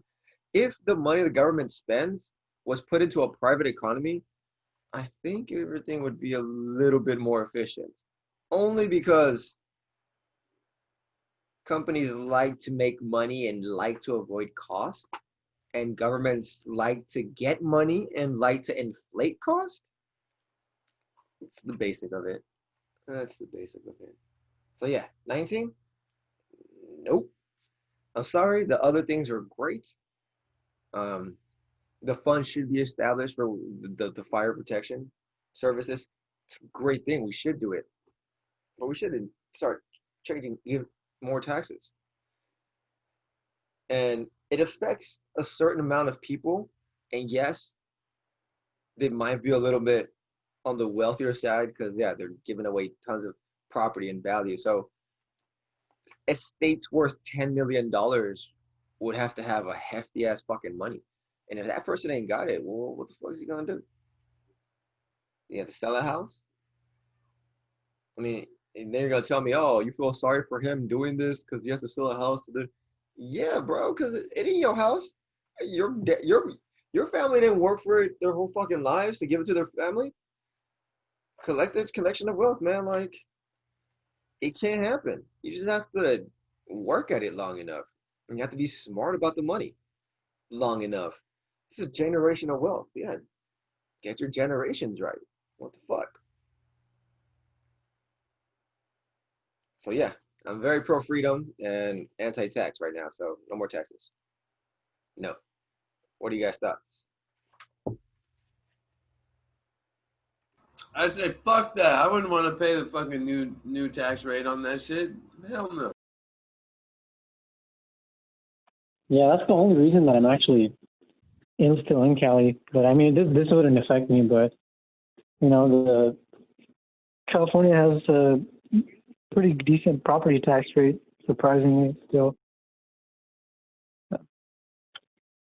Yeah, this would screw it up for some seniors, I think, right? They can already do this one time. This changes it to 3 times. As I'm moving around. That's the change. They can do it one time. Now this changes it 3 times, which is where they pay a lower tax because of the thing they just went through. And they usually buy a house with the insurance money. I assume. I'm assuming in that case. I'm not really sure.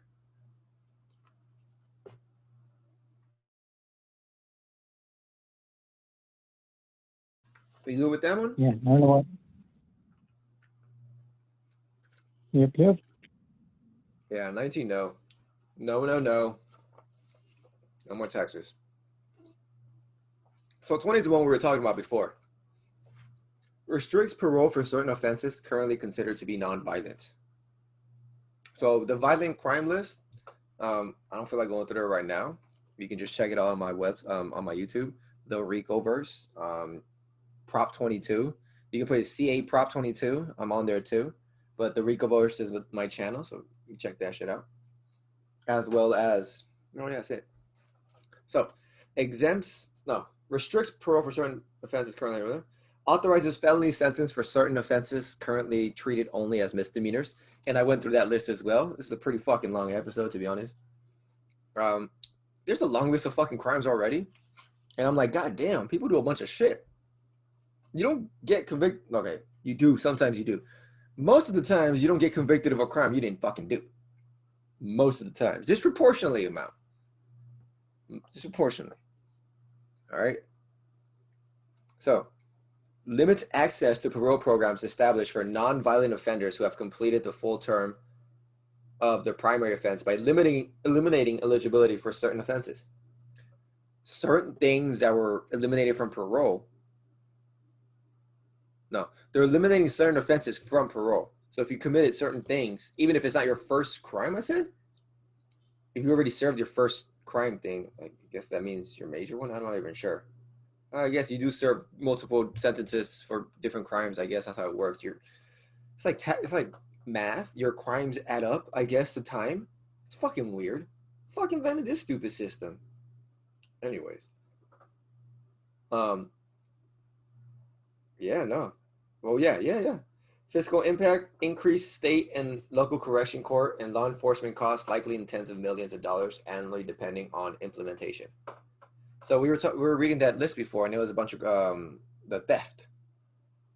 And yeah, if you're stealing a ton of shit, I don't know. This might be aimed to looters, for looters. Like the stuff they're having problems up in Portland and other places where they're going to the police stations and or to the DA, and the DA isn't prosecuting anybody. Now if they pull them in multiple times, now they can get prosecuted. And if you're saying it's going to disproportionately affect a certain amount of people that are stealing, yes, you shouldn't steal. Like Ahmed said, like the only thing you should steal are Hollywood movies. That's a good thing to go by. It's a good concept to go by. That's good. That's good. Yeah, $250 is a bit low in my opinion, but yeah, I think it's especially now. right now. I think it's $600 right now, and now it's gonna be $250. But I think that was.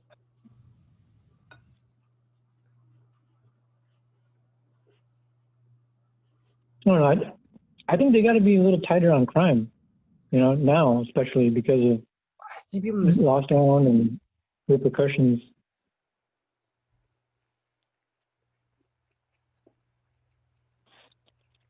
Yeah, no.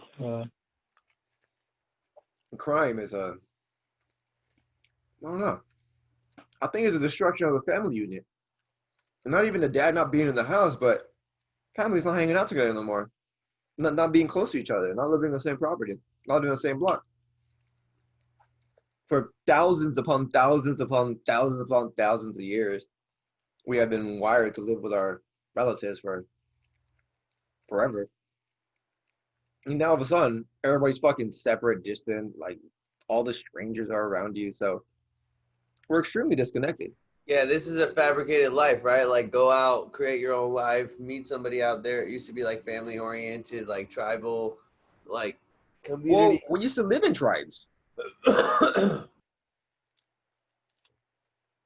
We used to be tribes.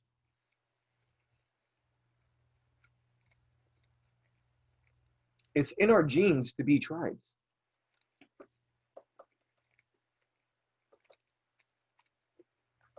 So, yeah, I think this is what's happening. This is what, and I think the study actually said, one of the studies actually said that. Or you say something? Yeah, and I was on mute and I asked my mom, who doesn't speak very good English, but what did she think of it? And she's like, yeah, definitely, they should hang these people.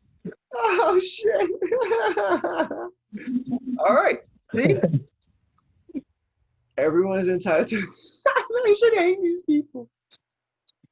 But it's like, if you steal stuff for $250 or more 4 times in a row, that's not an accident. And that's also probably not like groceries or something that you needed. I mean, you get a food card anyways if you're really in that kind of situation where you needed to steal for food, and all sorts of aid. There's really no reason to steal in the American welfare state. I mean, you get provided everything by the government here. If you're sane enough to use those services, and I know some people that that are homeless and they don't actually use the services that they get provided, offered to them, which is a shame since we're paying taxes for that. But yeah, in general, there should be no reason people should be doing repeat, small crimes, and little things should add up to be considered violent because it is a abusive society, and especially now, going back to the previous point, but especially now, just seeing that stuff on the news in Philadelphia where, people like just walked into Walmart and stole a ton of stuff, including someone shot someone else with a stolen gun and there's bullets strewn all across the floor. Damn. Tim Cass talked about that in one of his videos. So, wait, that happened in Walmart, you said? Yeah, there was some theft going on in Walmart, and at the end of the night, I mean, there was bullets strewn across the floor, and there was one person that shot another person with a stolen gun from there. Damn. So that's why Walmart, recently they stopped selling guns because they're expecting a lot of crime. They took out their guns. Yeah, they stopped selling guns over there. They just wait. Like across the nation. Yeah. I think they don't They have. stopped that right after that. I think that's what it meant. I think they might still be selling guns. I don't think they stopped selling guns, but they took them off the display to put them somewhere else so they can't get jacked. They might. I don't know. They might start selling guns. I don't know. No, I think they completely just stopped selling guns for a while in preparation, not just display. I just looked that up. I didn't see that differentiation.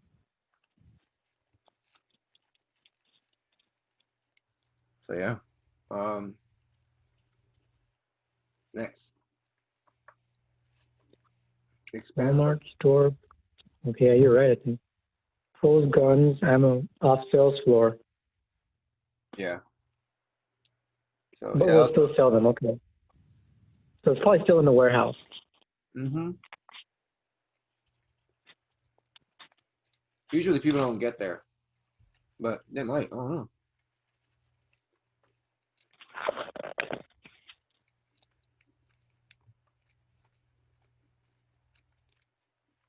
All right.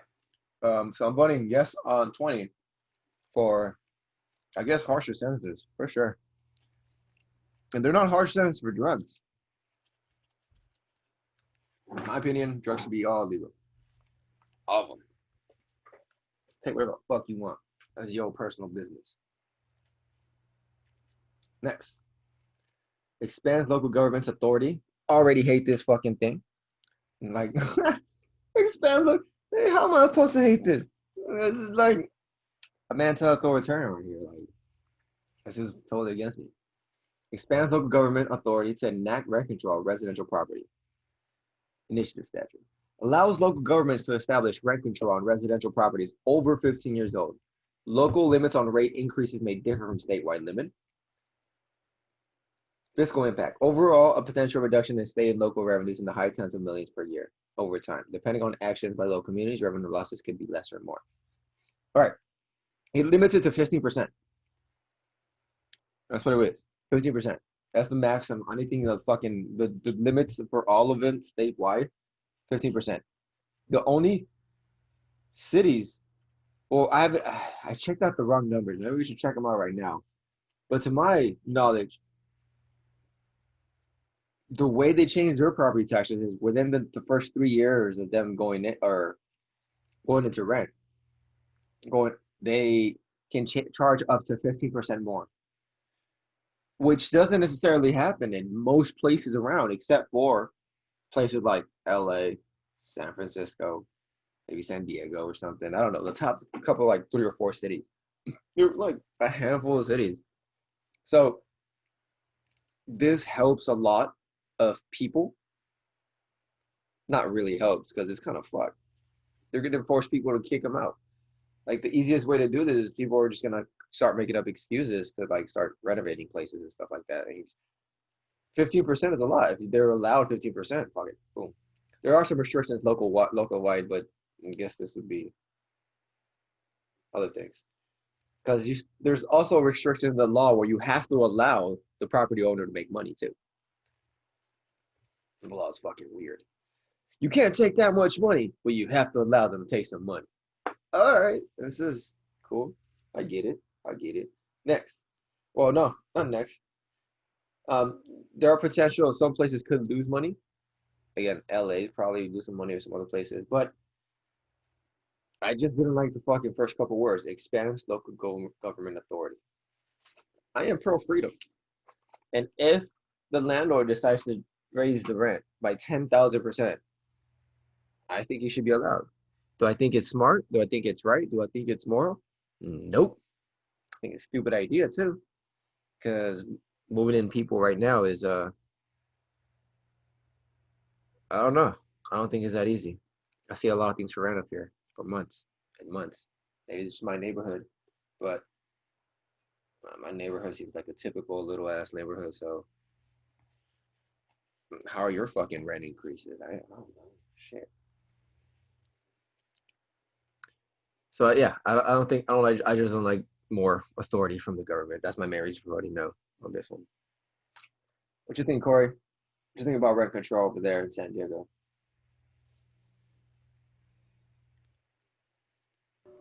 Rent control for San Diego? Statewide, bro. So in regards to that though, what do you mean? Like it's gonna keep the price where it's at? It's gonna limit the increase of the price. Oh, I'd be up for limiting the increase. Huh? I'd be up for that. How much percentage? It's a good question. I don't know. Because maybe it's not even affecting you right now. How much are you increasing in 3 years? 15%. That's the limit that they're trying to get. Oh, really? Mm-hmm. What's in place right now? Little citywide local things. It's gonna give local governments more authority. There are some governments doing it, but like it's gonna force more rent control in some places, and San Diego might be affected. I didn't check out your numbers to be honest. So you might want to vote yes, but I'm still voting no, just on the principle of expanding local government authority. I think markets should decide prices. The markets usually do decide prices. Makes sense.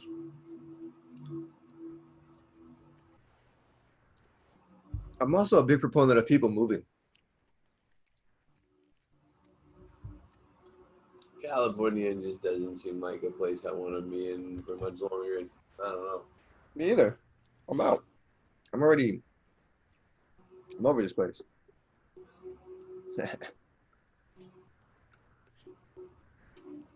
I'm over this place. But worldwide, globally seems to be locking down again. We're not able to get anywhere internationally.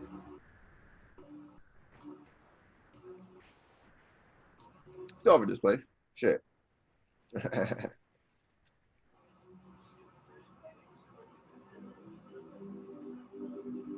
What if you escape Thailand? Bangladesh. To that fucking Amit's place over there. Yeah, I think that's the best thing to do. Like, California is like the land of luxury. They shouldn't,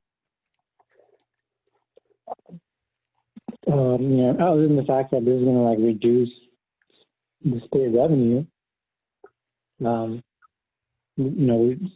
government shouldn't be telling people how much to pay. That should be up to the market itself. It would certainly discourage all the. California has 50% of the homeless population in all of America, so that's a big reason why. If you look at the people who support it and who are against it, all the people who are the construction firms are like, this is stupid. Nobody's gonna want to fucking develop homes here, which is gonna create a price increase, which is gonna fuck everybody over. If there's no vacant units, that means there's a lack of supply to the demand, which also means that prices go up because there's lack of supply and the demand. Fucking, this is a free market basic right here. And they're just incentivizing all this crazy shit. And 15 years isn't that long when you're thinking about contracts. Like these fucking projects take years and years and years.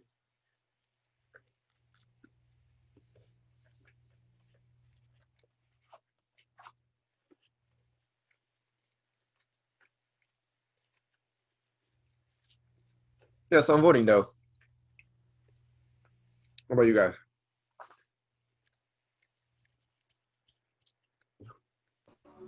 No. I'm pretty good at convincing people to vote my way. But yeah, vote however you want.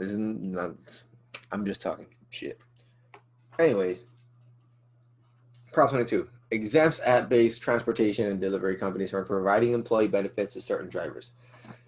They already passed an initiative. This just basically says, not this. And they're going against something that's passed like not too long ago, to be honest. This is an anti-legislation. Something like that.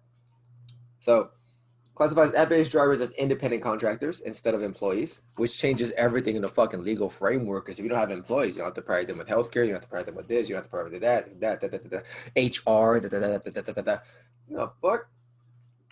Independent contractors is the way to go.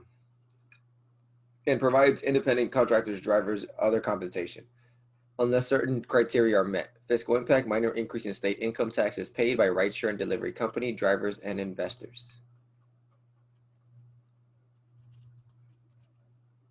So no. I mean, yes. Exempts them. So it allows them to be viewed as independent contractors. And like I said, they already have a bunch of stuff that they're going to get. Like they're going to get some kind of healthcare if they work a certain amount of hours.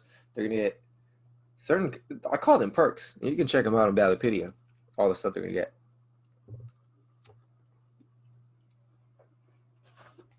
So I'm voting yes. We already went through that. So establish your state requirements for kidney dialysis. Oh, you guys want to say anything about 22?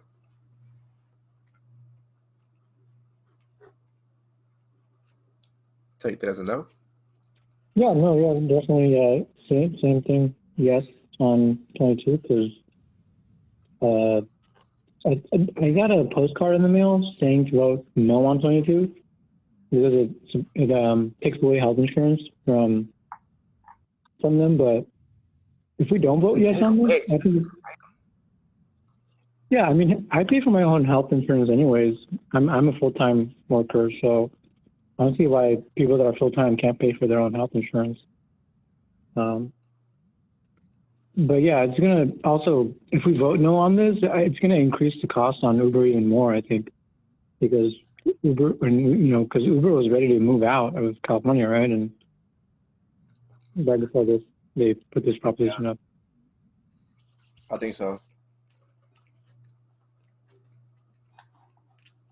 I think so. So yeah.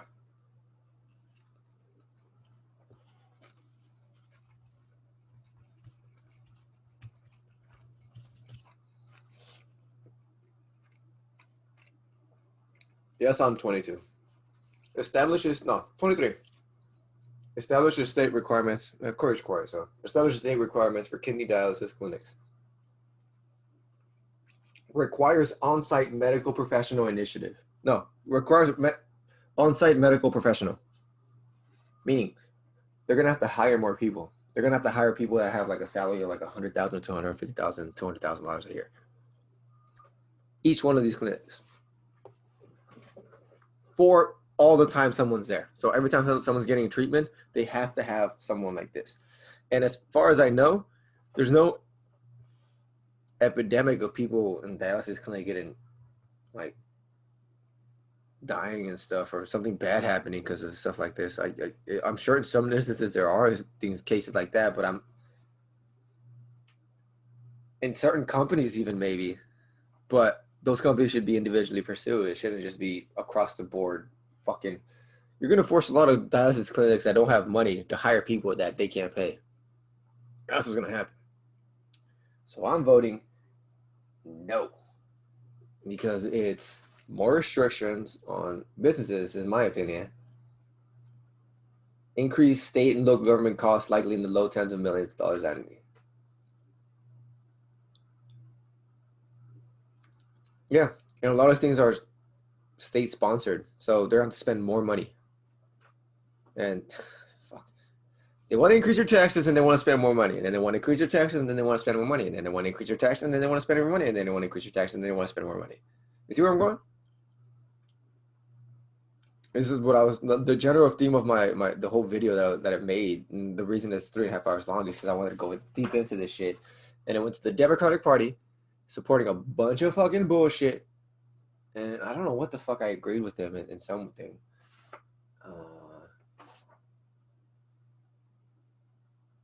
I don't know why the fuck I agree with them, which is weird. 24, I think I agree with them. Which maybe I vote yes. But that's a different story. Yeah, but no, I'm voting no. What do you guys think?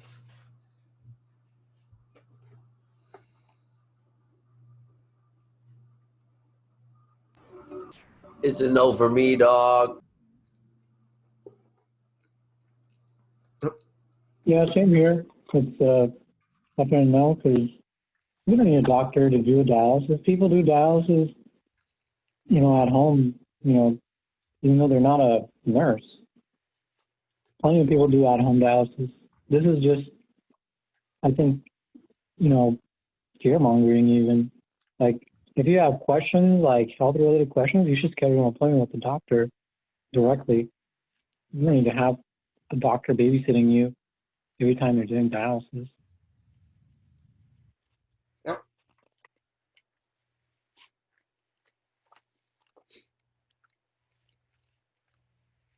It's a ton of money. During dialysis. Oh, man.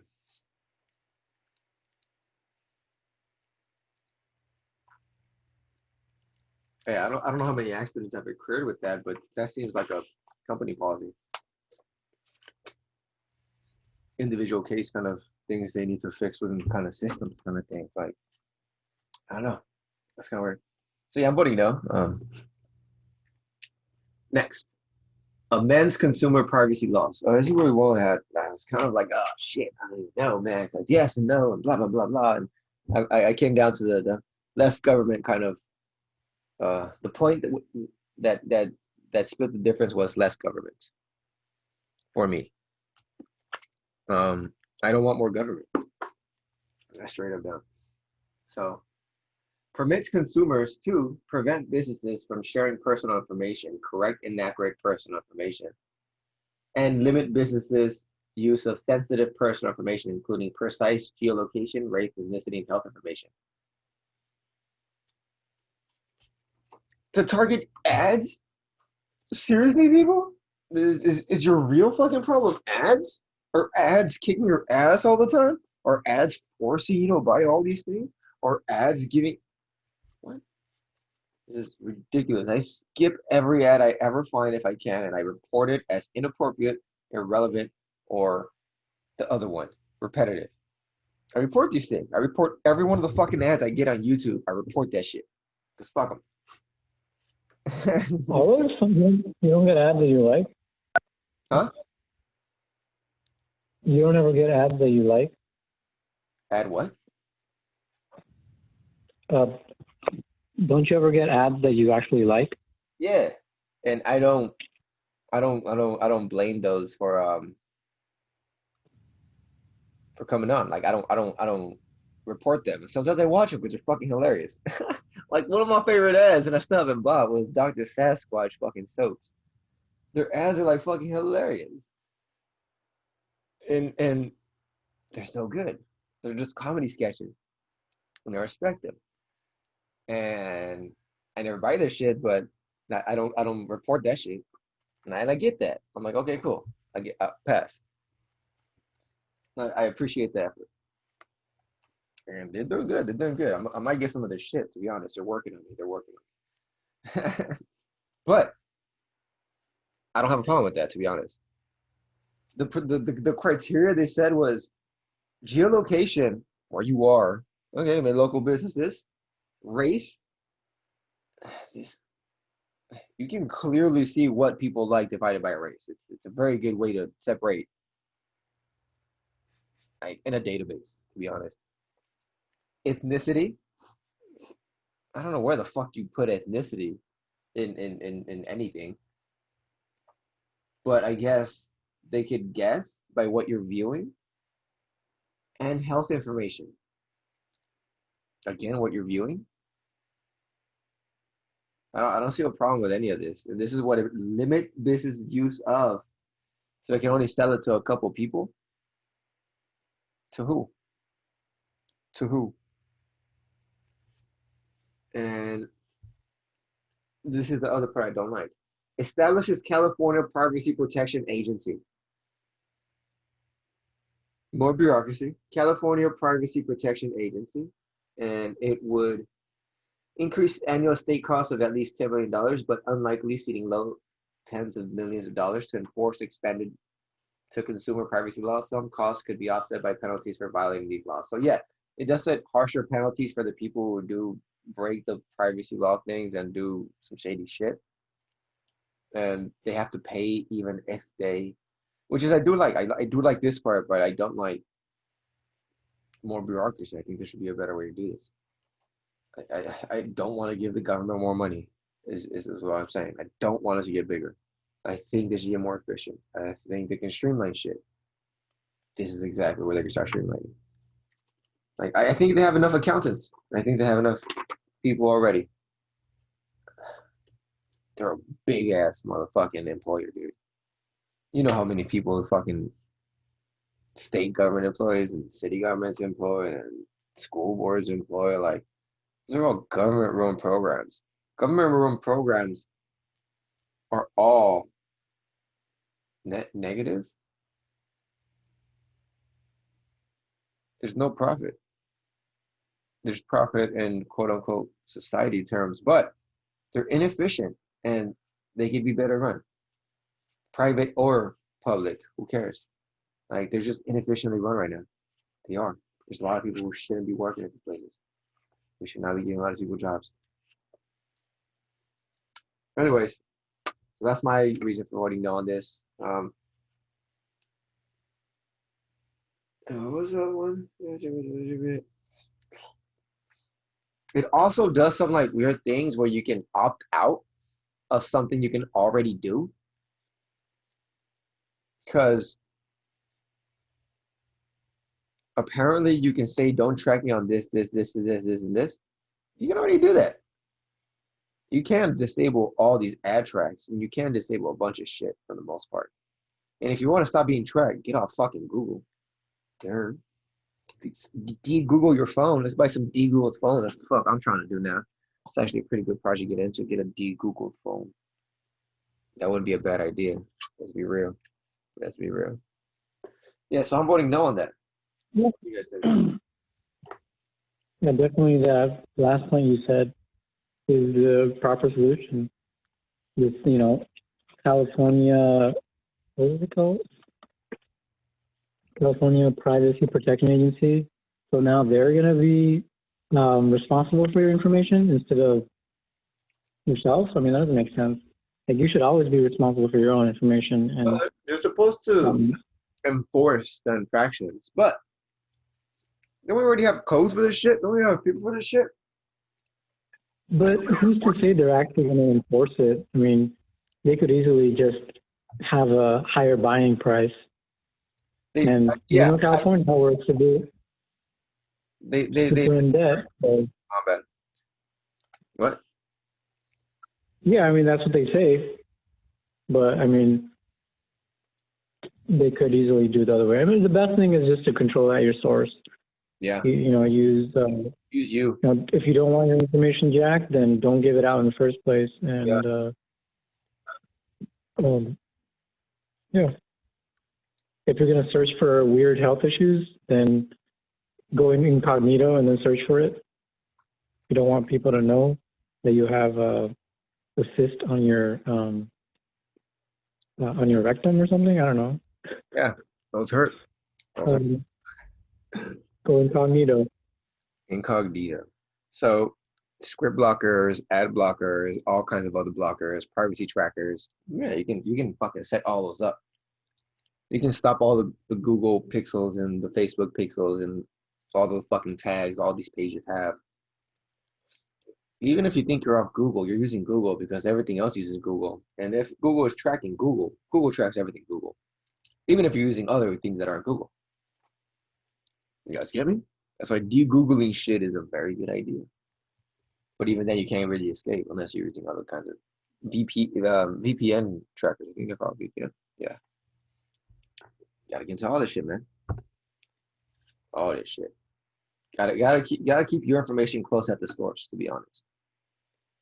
Like you were saying, man. What you think, Corey? We're trying to get more government agency and control.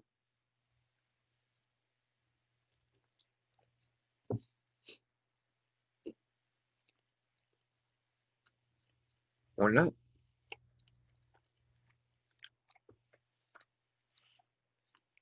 I think Corey is a secret Democrat. He's a super libertarian. I mean, he has all the tattoos already. He has long hair. He does yoga for work. No, I'm kidding, bro. I do yoga too. I have yoga like classes today. Up to a minute. Your yoga is different than his yoga. I'm just trying to paint him as a libertarian. Yeah, I mean, never taken one of my classes yet. That's true. It's not, well, I heard yoga is something similar to that too.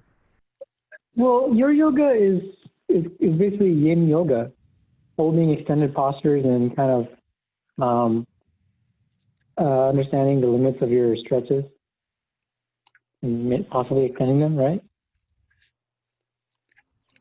Learning to find lines of tension. Lines of tension. Yeah, I think that's part of yin yoga. Positions. Define lines of tension? Is that what you said? No, yeah, no. Okay, I don't know. Well, who said what? What do you mean? Mm-hmm. I say you're finding lines of tension. Defining lines of tension. You are finding them. I'm helping you find them. And understanding what lines of tension you're trying to strengthen or stretch. Yeah, that's like a part of yin yoga. Fair. I don't know enough about yin yoga. Like where you hold a posture for longer periods of time. It could be like in child pose and pigeon pose or some of the other poses I don't know the names for, but yeah. Poses.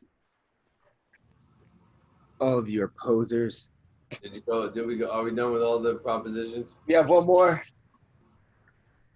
25. And no. Referendum on law that replaced money bail with system based on public safety and flight risk. So they don't have to pay money anymore, which I think would be a good idea, but they're going to use something called system based on public safety and flight risk. They're going to invent this fucking logarithm that will determine if this person will potentially flee the country. And of course, you'll have certain factors that they already determined, but it's going to create a stat score of what percentage he would have of like running away. And based on this percentage, they might be able to be like, hey, you might run away. You can't have bail. Because bail isn't really, you don't go to jail or you don't do this. No, it just means you don't stay in jail meanwhile they process your case. So,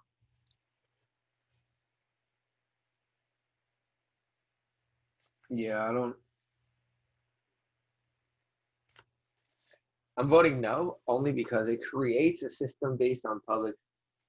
It's creating a new system. It's fucking, they haven't created yet. There's no testing. They're going to be like, well, we're going to test it as we go along. And we're like, what the fuck does this mean? We're going to test this shit as we go along. Makes no sense. We should have like 8 fucking versions of this shit by now. All the cases should have been pre-run and pre-trialed already in this system. I understand we have to create this bullshit. Nah. This is a horrible way to start doing policies in the half-ass fucking, yeah, it's a half-ass way of doing this shit. We could have had the system already created. That was the case. We could have had some numbers and seen how the fuck it works and see when it disproportionately affects somebody. Because it's gonna start disproportionately affecting a population. All the shit the Democrats ever fucking do start disproportionately affecting a minority of the population. Everything they ever fucking do, whether they're disproportionately affecting in a positive way or disproportionately affecting in a negative way. Is everything the fucking Democrats do. They pander to every little group and they get to all the little groups and they put them onto the little Democrats. What the fuck they're doing? It's a system of groups. We need more independence. We need more independence. So yeah, no, I don't like the bail bond system, but this isn't the system that's going to replace it. I like this. It's a horrible way to enact this. Yeah, it sounds to me like this is a politician's way of, escape. Yeah. This also Like they could just, politicians' way of escaping. Rich people will be like, well, they're not gonna run. They have resources. They'll be fine. Like you can easily be like, this rich motherfucker ain't gonna run. Like, what determines a flight risk? What the fuck does that mean? Like, that's a very undefined terms and shit. Stupid. But no, it's too blasé, and it's gonna start disproportionately affecting the population because everything always starts disproportionately affecting the population. No on 25. What y'all think? no. No. And you guys have officially been bandwagon into the RICO 2024 presidential party, for candidate party thing, whatever. Who cares? I think it's a good idea. RICO 2024. I'm gonna announce my campaign as soon as the elections are over.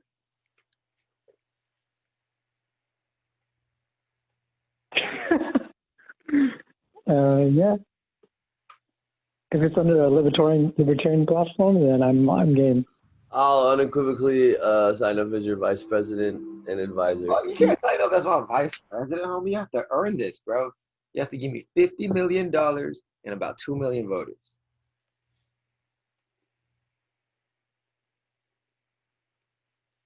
Looks like I'm running against you.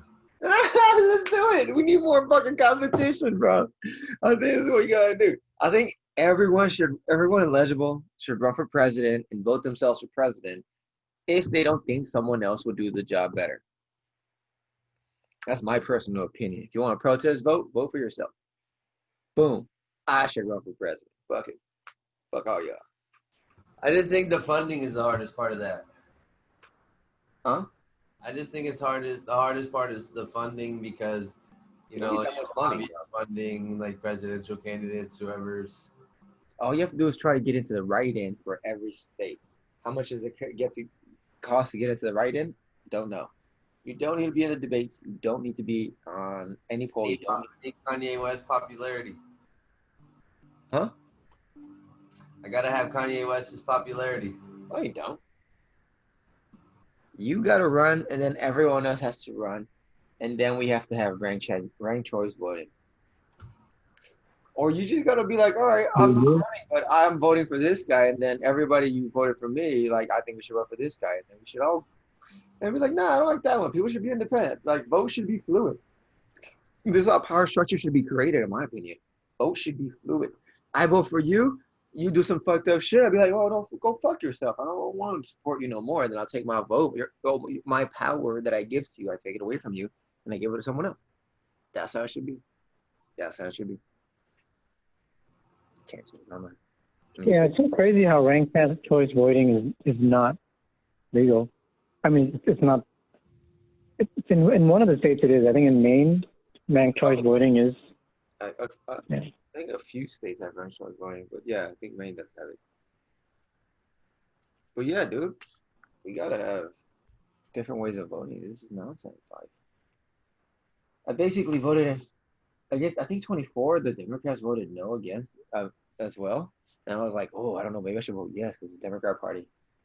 But I think the pro freedom move here is not create more government stuff, and they're not gonna regulate these companies. Fucking idiots. They're not. Fuck their nonsense. I don't believe them. I don't believe them. I think they're bullshit. I think they're just creating more policies for other ones that are smaller. Because the limits were like 100,000 users. The limit should be like 100 million. And then I'd be like, all right, you guys are targeting the right people. We should start fucking enforcing. Other than that, come on. Come on. Come on. Come on. But anyways, those are the props. That's right. Yeah. So for the other things, the president, I don't know, dude. We all have independent. We have different judges. We have different things. So I don't want to go over my things. Long Beach Unified, senators. What about senator? Who was voting for senator? That's not a fucking good question. I don't know what the fuck anybody is. And representative and state assembly. I think this is yeah. Yes, yeah, we have all those in common. Okay, so who are we voting for senator? Can we write somebody in? How come we can't write in people? Why aren't we allowed to write in for a bunch of motherfuckers? I can write in for judges, but I can't write in for state senator? What bullshit is this? Oh, wait, no, it costs like $1,700 to run for these things. I checked it out. And you have to register by like last year. It's fucking garbage. It's stupid. Yeah, dude, my city wants to fucking increase taxes. You know what I'm gonna tell them? Well, it actually wants to increase taxes on the oil. But I don't know. Oh, so you have a city-specific proposition? A city specific, yeah. Okay. We all have city specific propositions as well. Yeah, I don't. My city's like, I don't got an opinion here. Your city ain't got shit. My city. Well, we got like 2 million people in Long Beach, and I got 2 million. It's like 1 million, I think. isn't it 2 million? No, I don't think so. So community investment alternatives to incarceration minimum county budget allocation. Maybe this was something I vote yes, but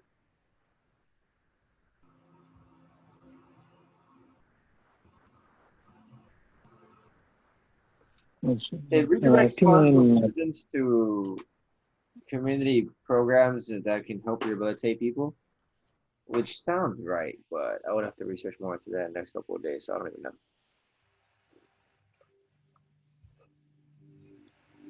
Yeah. But the state I think your idea of bro.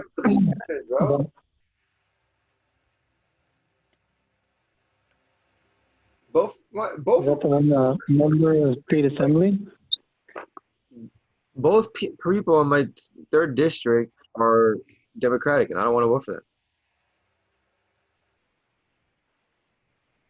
them. And then member of the state assembly, 70th district, I don't want to vote Democratic, so I am going to vote. I might just go anti-democratic on my ballot. If there were independent people, I'd vote for them. I would. But I'll vote for anybody who's not Democratic, so I'm voting Republican on that one. United States Representative. Who are we voting for? Alan Lowenthal or John Briscoe? John Briscoe is governing board member of Ocean View School Board District of Orange County. Ocean View School District of Ocean View is expensive as shit. Oh, are you voting for John Briscoe?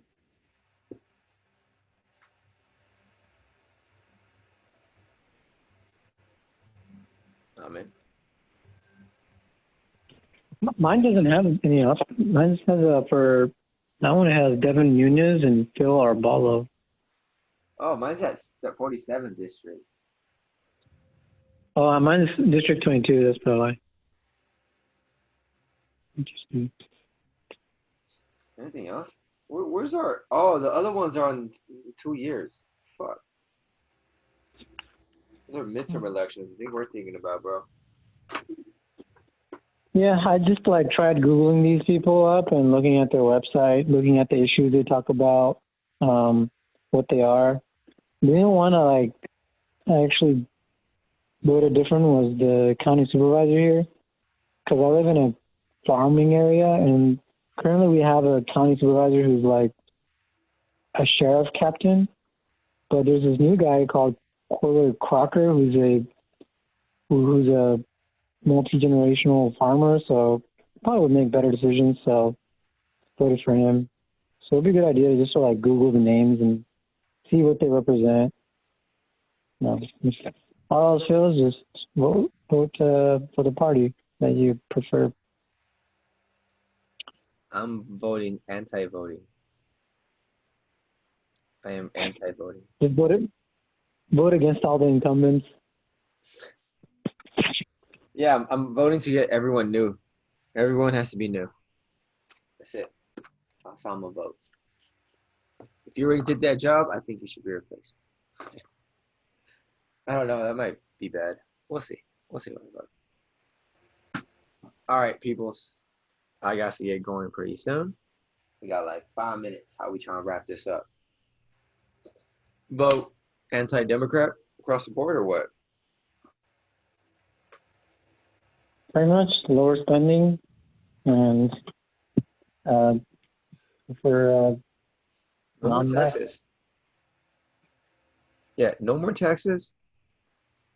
No more spending. No more expansion of government powers. No more mandates. Because if you want to get into political motherfucking like Trump versus Biden, Trump doesn't want to do mass mandates. Biden does. If I'm a one-issue voter, I'm voting. I don't want to fucking wear a mask. Why? Because this is step one on what the fuck the government can do. And if you think I'm being fucking crazy, no, it's called fucking history. It means you're not researching history. And if you don't think it can happen again, you're obviously not reading history where it did happen again and again and again and again. So don't vote Trump. Trump doesn't want mass mandates. That's all I'm saying. I'm just saying don't vote Biden. Don't vote Democrats. Don't vote Kamala. Don't vote Democrats. Just stay away from them. Yeah, I mean, CCP party already owns them pretty much. So It's definitely don't vote for him. It's a hypocrisy. Not a hypocrisy. It's a travesty, to be honest, that they're even allowed to fucking keep doing this shit. It's fucking weird, dude. Vote Kanye. Fuck it. If you ain't got shit to do, vote Kanye. Have some fun. Go vote yourself some Kanye. Just write that fool in. I think you have to put Kanye or Kanye West. Just write him in.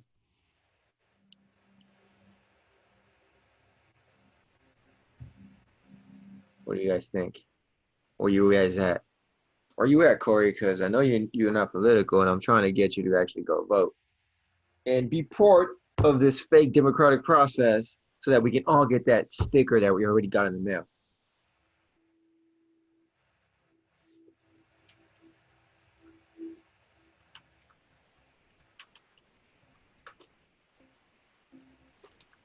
What are you guys thinking? What the hell? Where you guys at? I vote.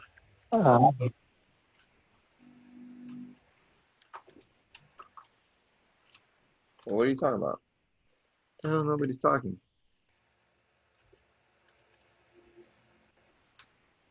Oh, I thought we were waiting for Corey here today. Well, anybody. Well, Corey isn't fucking talking. Well, what's Zoe voting for? Well, what? The question was, who you guys gonna vote for president? Oh, Trump 2020. Trump 2020?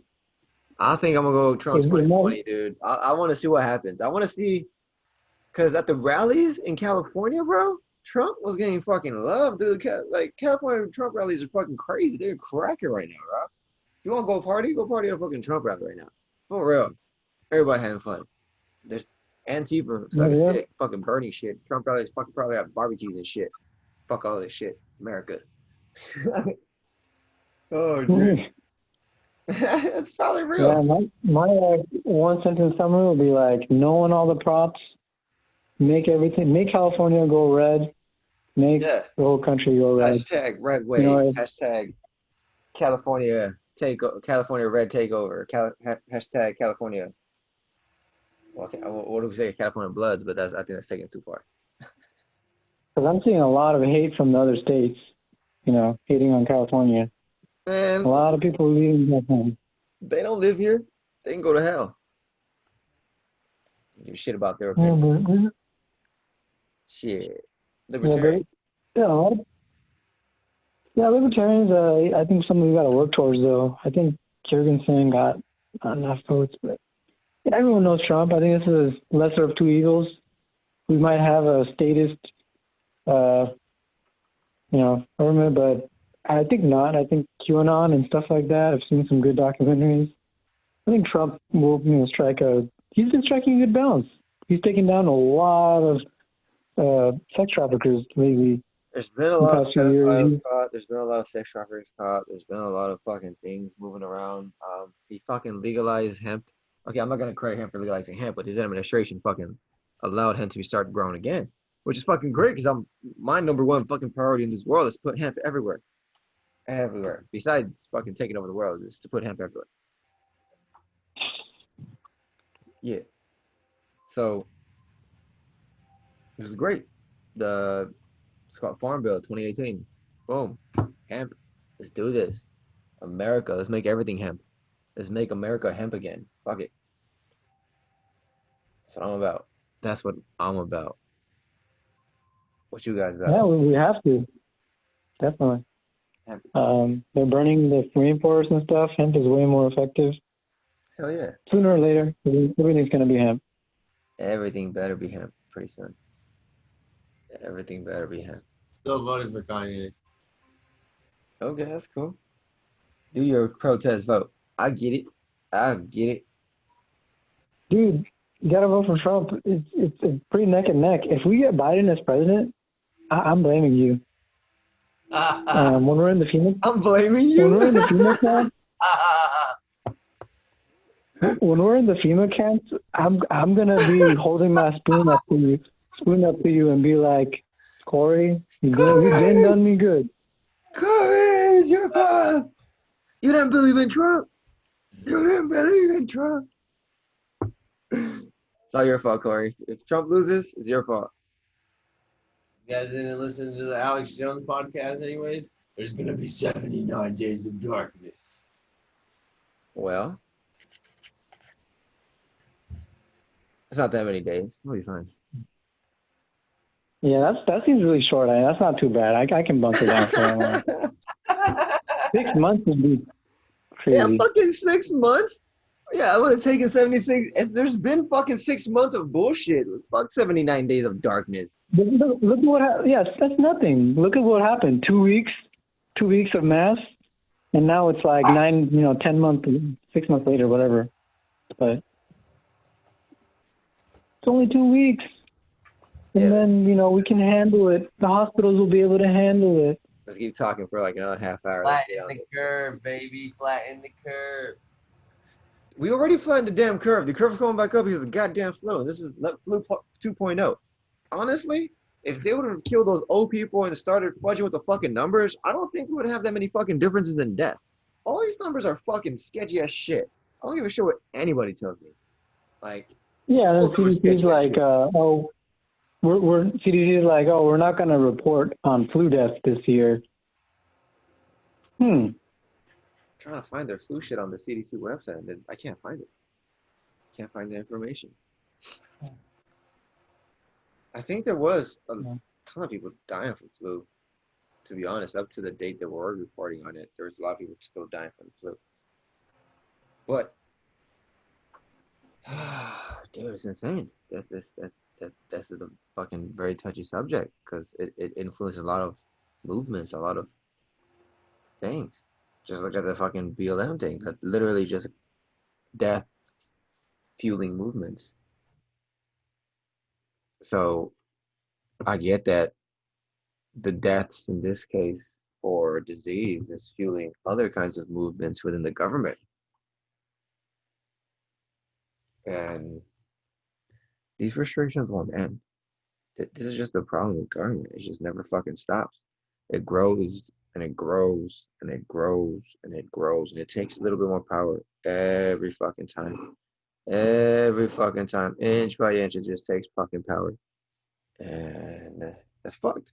We should start reducing the government. Government should be smaller. Government should be way smaller. I think people should be held more accountable. I think companies and corporations should be held more accountable. I also think tax reform should be we should change how fucking taxes work. We should have a system which we're an actual business with the fucking government. Because I agree, I am on your land. You are giving protection. I am getting services. I'm paying 20% taxes. And within this 20% taxes, I can pay 10% in my state. And within this 10% of my state, 10% of that can go to, 20% of that goes to the schools, 20% goes to hospital, whatever the fuck. You should be able to allocate your money to wherever the fuck you want it to go. Because that's how organized we should be able to get. And yeah, there should be caps and limits, and people should be kind of, you have to, your taxes, there could be restrictions and be like, okay, you have to put it in 4 different categories, not just all in one. So funding doesn't just go in one way. And I guarantee you, fucking guarantee you, if America is threatened with war, all the citizenry will fucking rise to arms and we'd gladly give up tons of cash. If we are actually threatened, like, there's no fucking way America doesn't go into America mode and like World War II. America went into America mode. And we became a fucking war machine. And we gave to the government a lot of resources and power and money. If we're actually threatened, this is like real, like heavy level shit. I'm thinking America would actually, as a group psychology, as a group kind of thing, I think we would actually still maintain our autonomy, but still support a bigger fucking support, like missiles and fucking, we definitely pour money into making tons of bombs. We'd be like, well, we'll make bombs right here in our fucking county. We'll get tons of jobs right there and whatever the fuck. Like we'd go full, we'd turn the beast back on.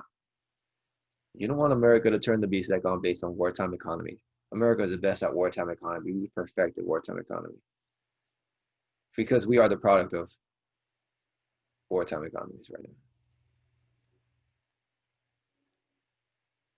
In wartime, fucking, I don't know, man. Like, humanity's been influenced a shitload by a very select few group of people. Like a minority of the minority of the minority of the minority. They make moves. And we need to start making moves back. We need to start taking back our power. We need to start showing our actual voice and show how many people actually support some shit. That's what I'm talking about, an open, transparent polling system. You don't have to enact laws to it. You don't have to actually make it legit and fucking pass it through any legislation. Just a fucking polling system. I'm gonna have to fucking figure out how to code because fuck it, I'm tired of this shit. That's a good idea, to be honest. I'm gonna look into that.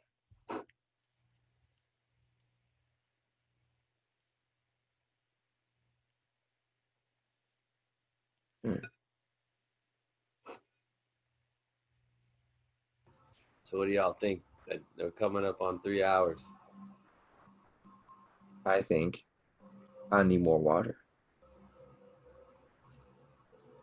That's what I think, to be honest. Continue to discuss worldviews and discussion. Worldviews, yeah. I'm gonna start off worldviews. What we're thinking about China. Well, are you really, like Trump? Yeah. Trump, Corey, are you really voting for Kanye? Just fucking, I'm just legit asking on fucking air. I'd rather not vote than vote for Kanye. Are you gonna vote for president? I'm still trying to figure that out, honestly. Do you want a protest vote? I don't care to vote either way, man. Like, still, I don't know. All right, man. See you at the COVID-19 concentration camps. You know, for real, fuck that shit. Dope. Are you gonna? It's still extreme. Corey, are you willing to get injected with the Gates serum? For sure. You are? No, I'm not. That's a good question. That's what I was. Oh, I'm not getting injected with anything. Exactly. What if fucking Biden mandates it? Because he's already mandating masks on his fucking website. It's pressure state governments to mandate masks. Bad. No, no, no. Bad president. Enough of that shit.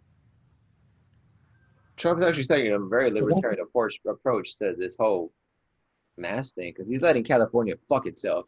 He's letting New York fuck itself. He's letting Florida fucking do whatever the fuck it wants. This is great. I love it. I love the diversity, like you were talking about before, how it fucking keeps things in balance. And you're right. You're right. So, yeah, man, do you want to go to fucking concentration camps, fucking forcing you to get vaccinations? FEMA already made these, man.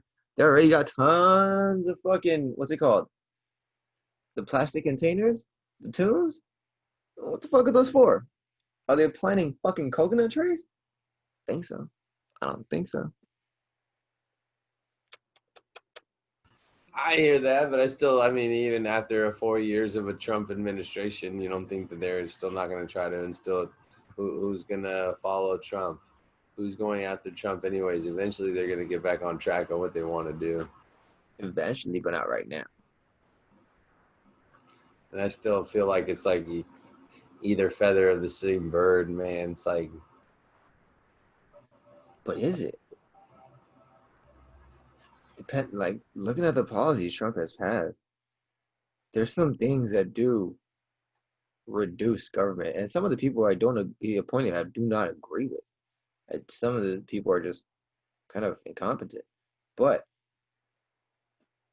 I am pro making government smaller. I am pro people doing that. Even if they do it fucked ways, non-PC ways, I'm all for that.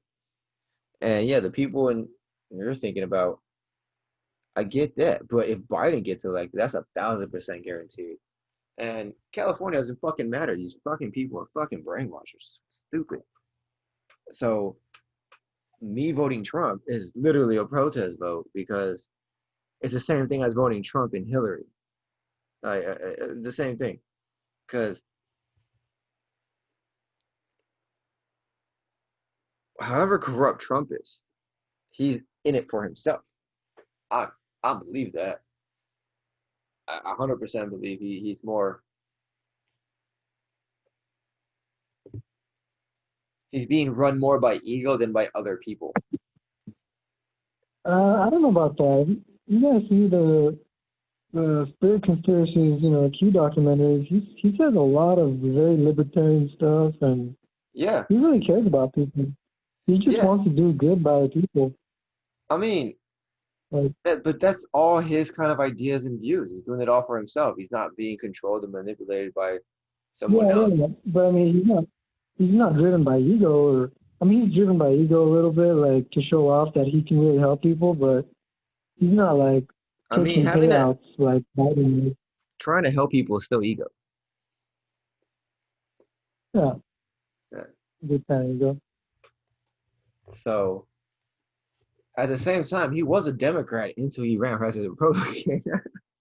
It was hilarious.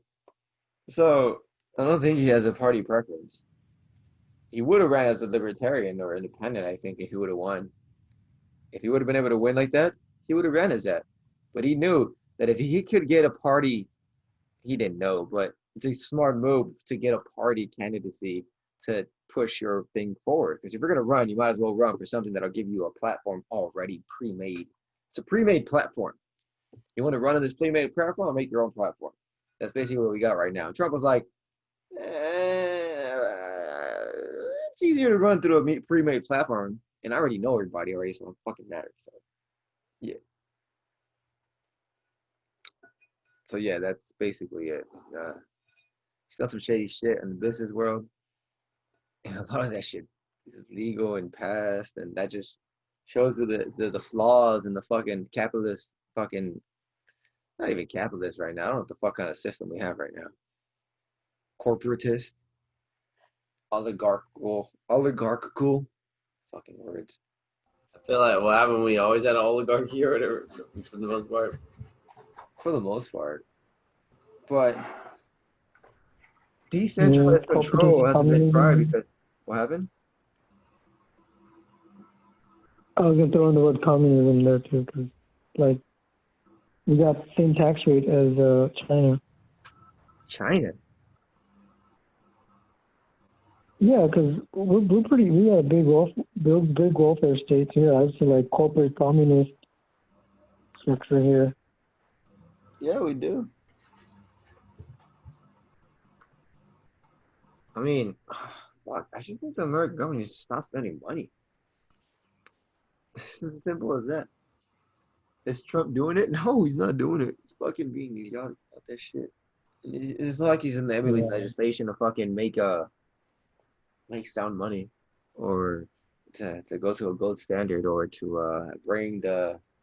He did bring the powers to print money back to the Treasury not so long ago, but it's only through permission of the Federal Reserve. I don't know what that means. I know what that means, but the Treasury should be the one printing money, not the Federal Reserve. Or a central bank, a world central bank should not be in charge of the money. That's what the fuck's up. And that's what the fuck I think is fighting Trump. Even though he makes money with them. Like,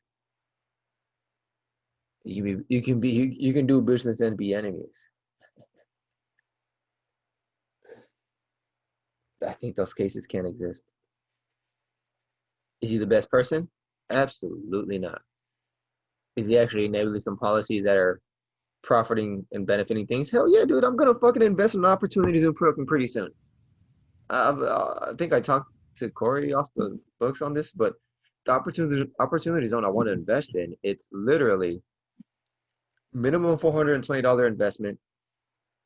I'm putting in, I'm putting maybe a 1 or 2%, so $600 or $1,200 for $60,000, which creates a corporation, or which gives me the funds to create a corporation, start a petition, and get the marketing available to the billionaires to then invest in this this hemp initiative, which is basically going to create a system that farms, processes, manufactures, sells, teaches people how to fucking do all of these things, and then puts all these resources in underprivileged communities as opportunity zones exist. Like that's what they exist, to do these kinds of projects there. So it's gonna help us it's gonna help us move forward with all this shit. And Trump did that shit. So yeah. Well, I gotta go too, man. Like it's fucking. I gotta teach pretty soon, to be honest. I know it's a Sunday, but yeah. All right, fuck it. Less words. I know I'm getting to another topic, and I talked about this already. If you want to check this shit out, it's called The Master Plan. It's episode 21 or something like that. Check that out. Well, it was a good episode chatting with y'all. So I think we should do another podcast.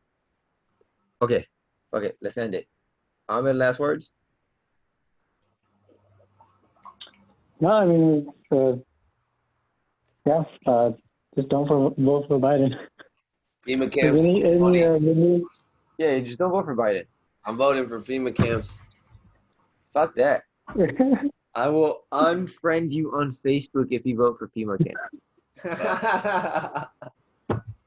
Mailed in my vote, and Biden and Harris got my vote, so fucking man. Unfriend. We're not gonna allow this guy to be in our podcast anymore. All right, well, fair. It was nice knowing you all and talking. Just don't vote Biden. That's basically the recap of the show. Yeah, if you're in California, vote the other way. You are the host now. Okay, I'm the host. Bye. How'd I get the host? Did he leave? Yeah, he left because he had yoga, I think, or he's in a call. Are you still here? What is going on? Yeah, I was going to call, but yeah, just left the meeting. Yeah. Yeah. All right. So, peace out, peoples. I hope you get read your props, do some voting. Don't vote Biden. Peace.